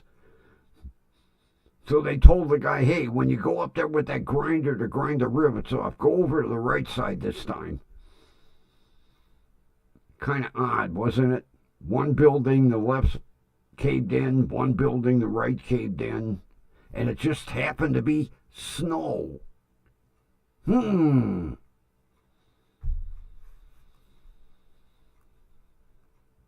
Somebody got paid off. Guy up in the Raptors with a grinder. Grinding the rivets off the end of the I-beams. Oops. I wonder how they managed that. Hey, you know that building where the roof caved in?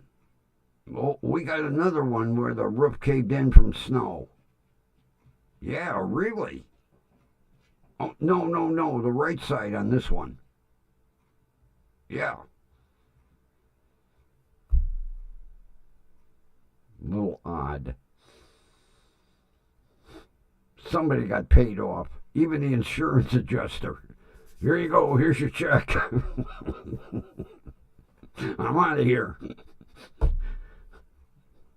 No, you can't have my business card. It's got my name on it.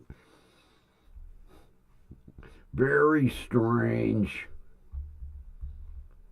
Especially when no other buildings had roof caves in.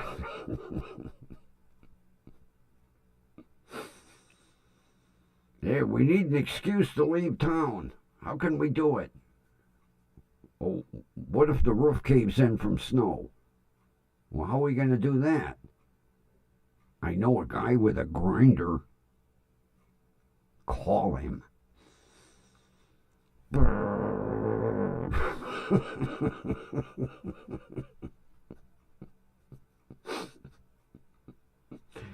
Yeah, real odd.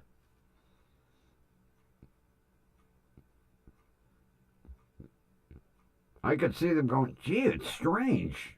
Out of all the buildings, only yours had a roof cave in from snow. Even the building next door is fine. How is it yours caved in? Poor construction, I guess. Thank God it wasn't the same corner. Then the insurance company would have really looked into it, but was it the left side? Oh, no. On this, the right side on this building. Oh, okay. Nobody questioned it.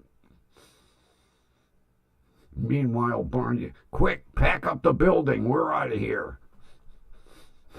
Away they went. Never to be seen again. That is kind of odd.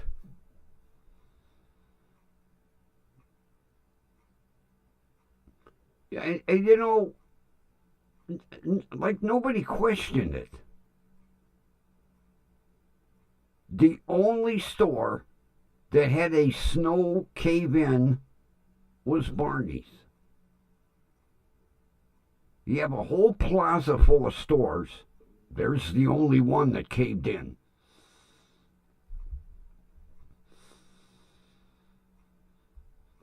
Oh, Forest City.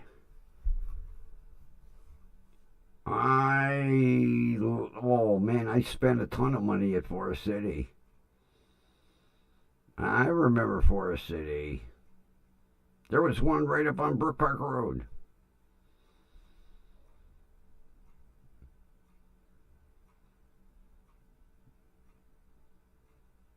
Good old Forest City. I forgot about them.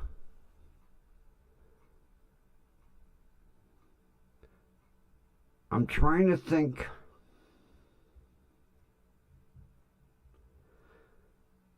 Oh, what the hell was that Jewish guy's name? He owned Forest City Developments, which Forest City Materials was part of his conglomerate. He also had apartment buildings and shopping plazas. Oh, what the hell was his name? Sam Miller. Sam Miller. He owned Forest City Development. Sam was cool. He always had pockets full of Susan B. Anthony dollars. Okay? Well, that was after Forest City. Handy Andes. But Sam Miller was cool. He always had pockets full of Susan B. Anthony dollars, okay? And if you saw Sam on the street and you said, "Hey, Sam, how you doing?" He'd call you over and go, "Here, have $1. Thanks for recognizing me." And he'd give you a Susan B. Anthony dollar. Sam was cool. Because he would travel throughout the city and check his properties. And every now and then he'd go into a Forest City Material. And if you recognized him, he'd give you a Susan B. Anthony dollar. "Thanks for recognizing me, here." And he had pockets full of them all the time. Good old Sam Miller. Craziest Jew I ever met.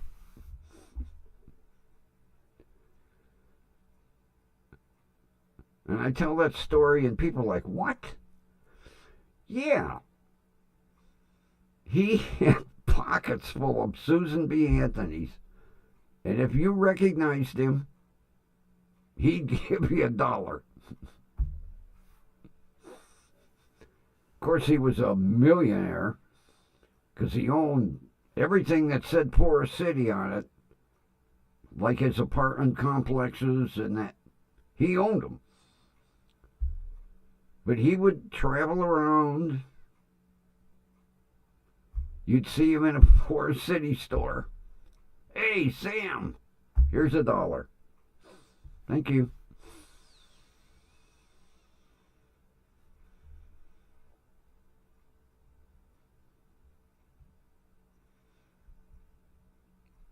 Yeah, Sam was crazy.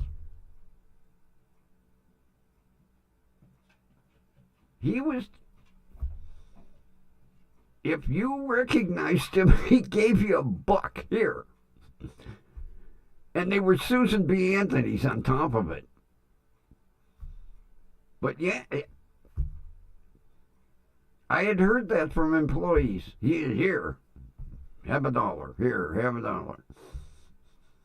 But if you recognize, he made a big thing out of it. Call you over. "Hey, thanks for recognizing me. Here's $1. Because he jingled when he walked. He had so many in his pockets. But he was the nicest guy you ever wanted to know. And by looking at him, you'd never think he had money. His suits looked like they came out of Goodwill. "Hey, Wyatt, how are you?"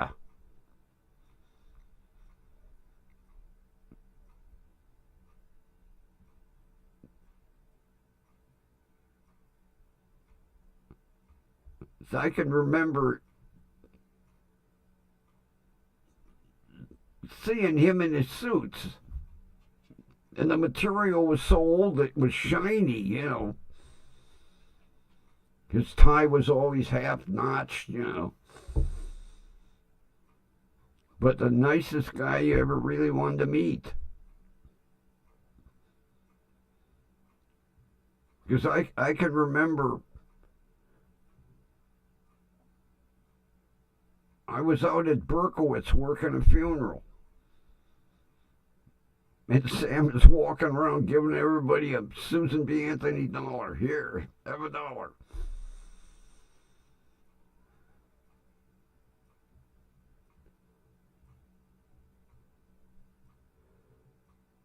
Oh, I'm sorry to hear that, Wyatt. I'm going through a little hell with this medication reduction. The 27th, me and my pain management doctor were going to have a real long talk.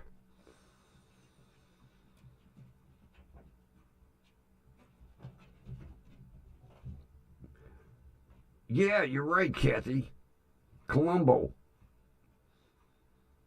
And he always drove an old beat up car, too.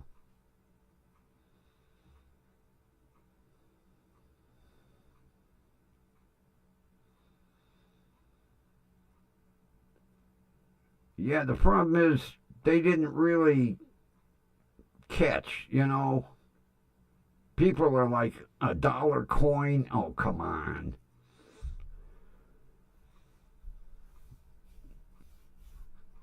But that's all Sam would ever pass out, them Susan B. Anthony's. And he always looked like he fell out of a dumpster.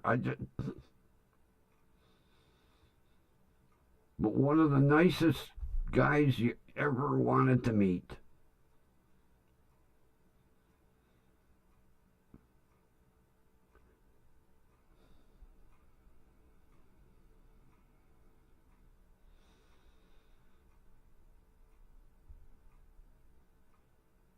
Food Lion. We don't have them here.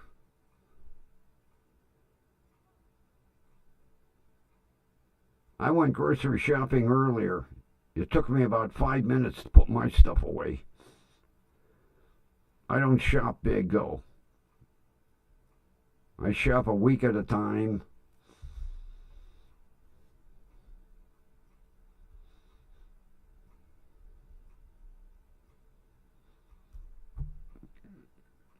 Am I right, Canty? He looked like he fell out of a dumpster. His suits were so old they were shiny. And never had his tie. His tie was always off. The knot was like on the other side of his neck. Shirt half tucked in. He looked like somebody rolled him in an alley, you know. But just the nicest guy you ever wanted to meet.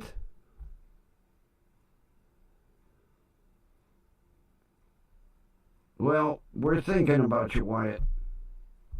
Everybody here is thinking about you. Hang in there, it'll get better. Takes time. Life's a bitch at times.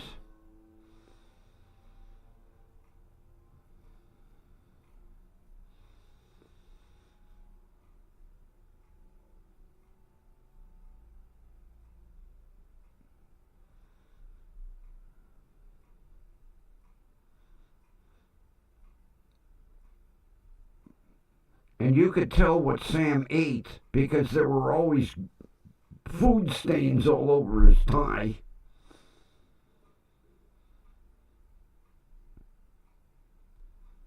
I think he wore the same tie for 50 years.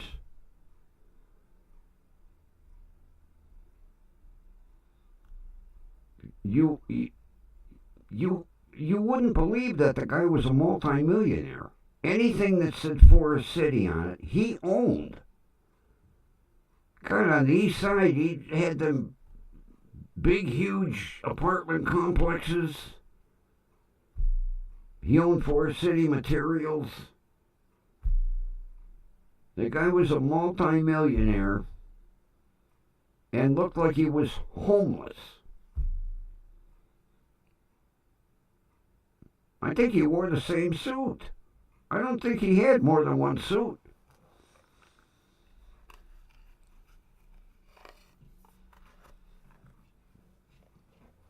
But I guess, you know,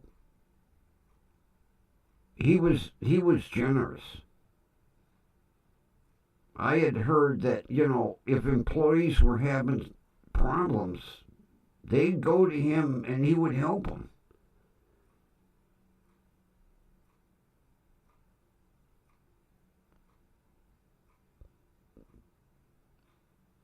Because somebody had told me that basically he had like his own finance company. If somebody needed a car, he'd lend them the money at super low interest. Banks were getting 8%, he was giving 2%.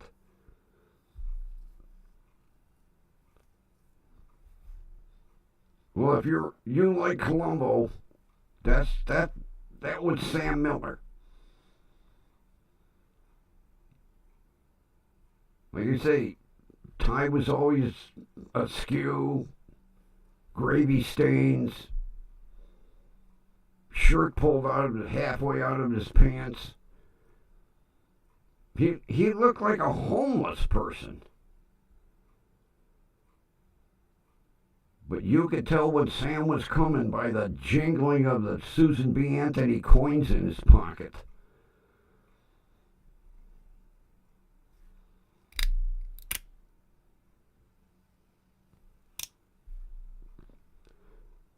And I tell this story, and people are like, oh, you are so full of shit. No, he was like that.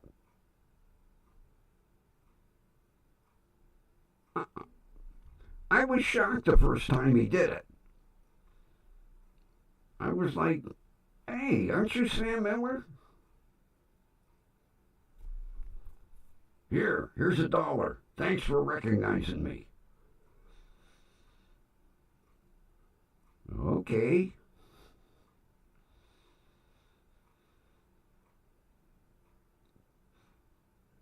Yeah, I swear he slept in a cardboard box under a bridge.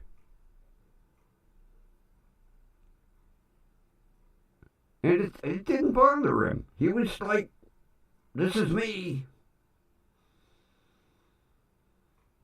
He said, go ahead, everybody laugh at me. I laugh all the way to the bank.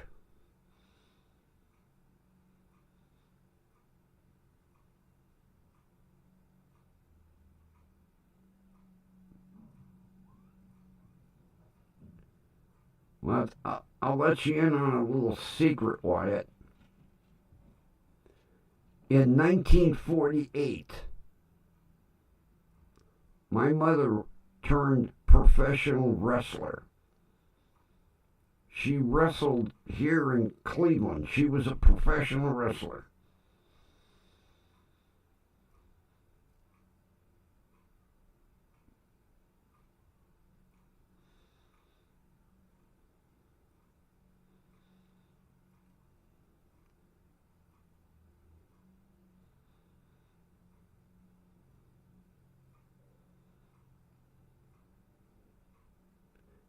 Yeah, those are people that don't exist today. And I could guarantee Sam was probably penniless and started from the bottom and worked hard and they were dedicated people, not like today. Kids today, like, I have to work to earn that paycheck? I don't think so.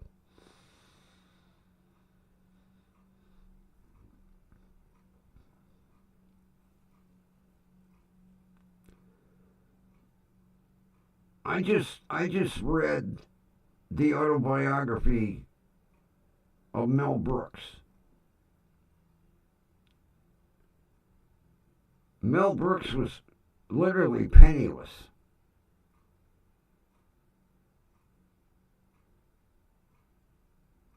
He was so poor that he would eat out of garbage cans behind restaurants.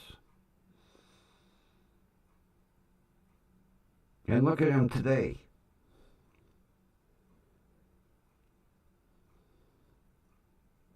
But you know, he had a work ethic, he had talent.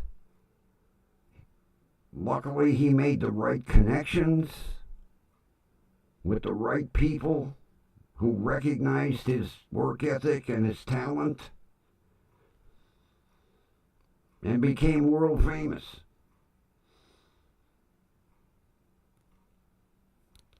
Every now and then, I like to sit down and read a good book.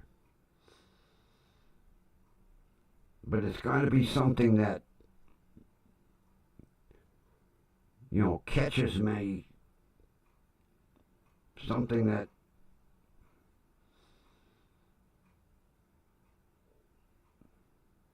I'm going to start reading. I'll bring the book in tomorrow. I can't remember the pilot's name.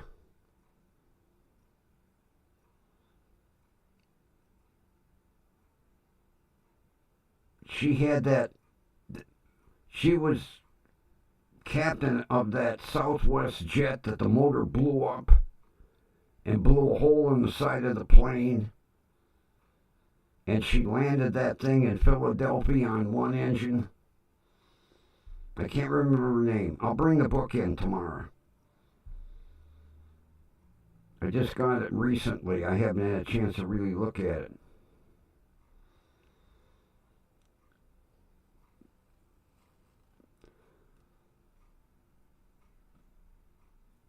Right, Wyatt. Right.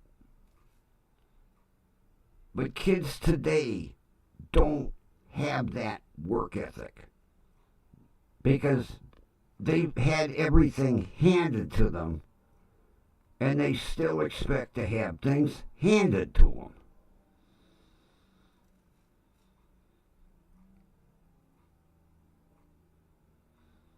them. Like I've said many times, when I go up to my Family Dollar, I never see the same employees twice.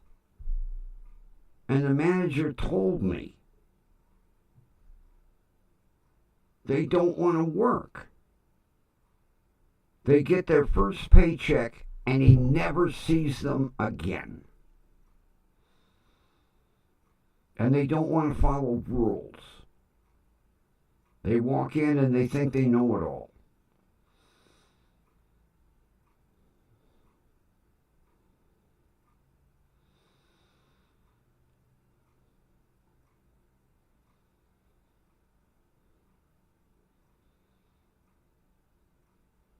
Yeah, Wyatt, but you still give 110%, even though you've got limitations. That's because we're all from a different generation.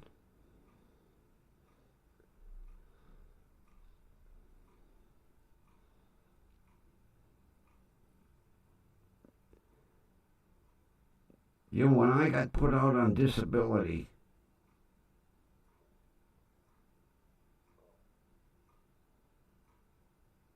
it really kicked my ass because I was always used to working.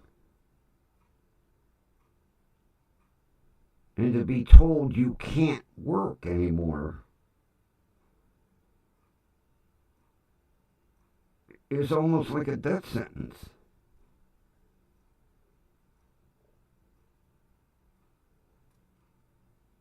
And, in 2004, to be told if you keep going like this, you ain't going to be around in 10 years, that kind of scares the shit out of you.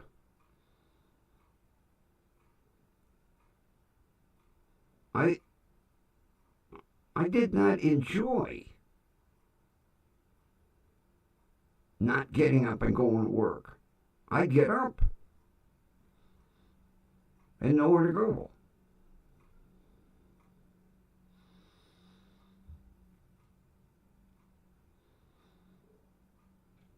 That's all right, Wyatt. It's getting to be about that time to play the old outro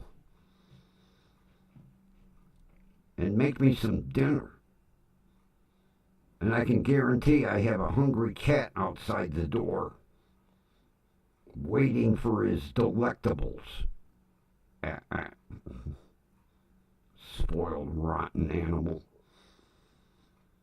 Although I like my nightly massage. He always gets in bed at night and gives me a massage. And he knows the right side is the bad side, so he makes sure. All 4 feet.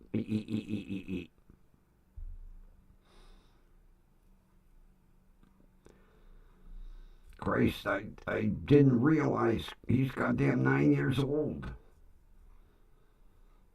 I was like, holy shit. Where did time go? I hope I get another 9.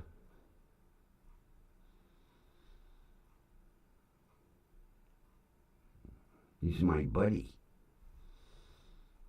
And I know he's out in the hallway, probably pacing back and forth in front of the door going, when's he gonna feed me? The brat. At least I don't have to worry about him emptying the toilet bowl anymore. Finally broke him of that habit. Oh, jeez, I lost my stylus again. Oh, man. Where the hell did it go? There it is.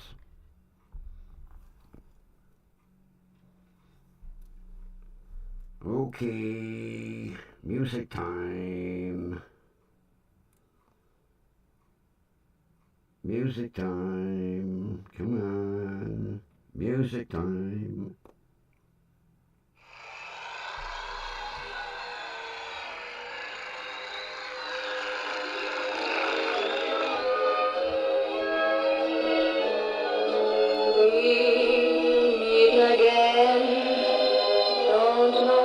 We know where, right here, WDWL TV,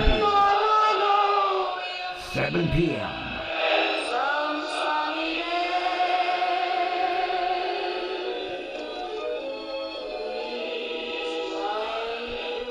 Thanks everybody for popping in.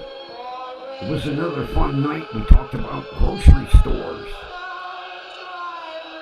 and all the old stores that no longer exist. Everybody take care.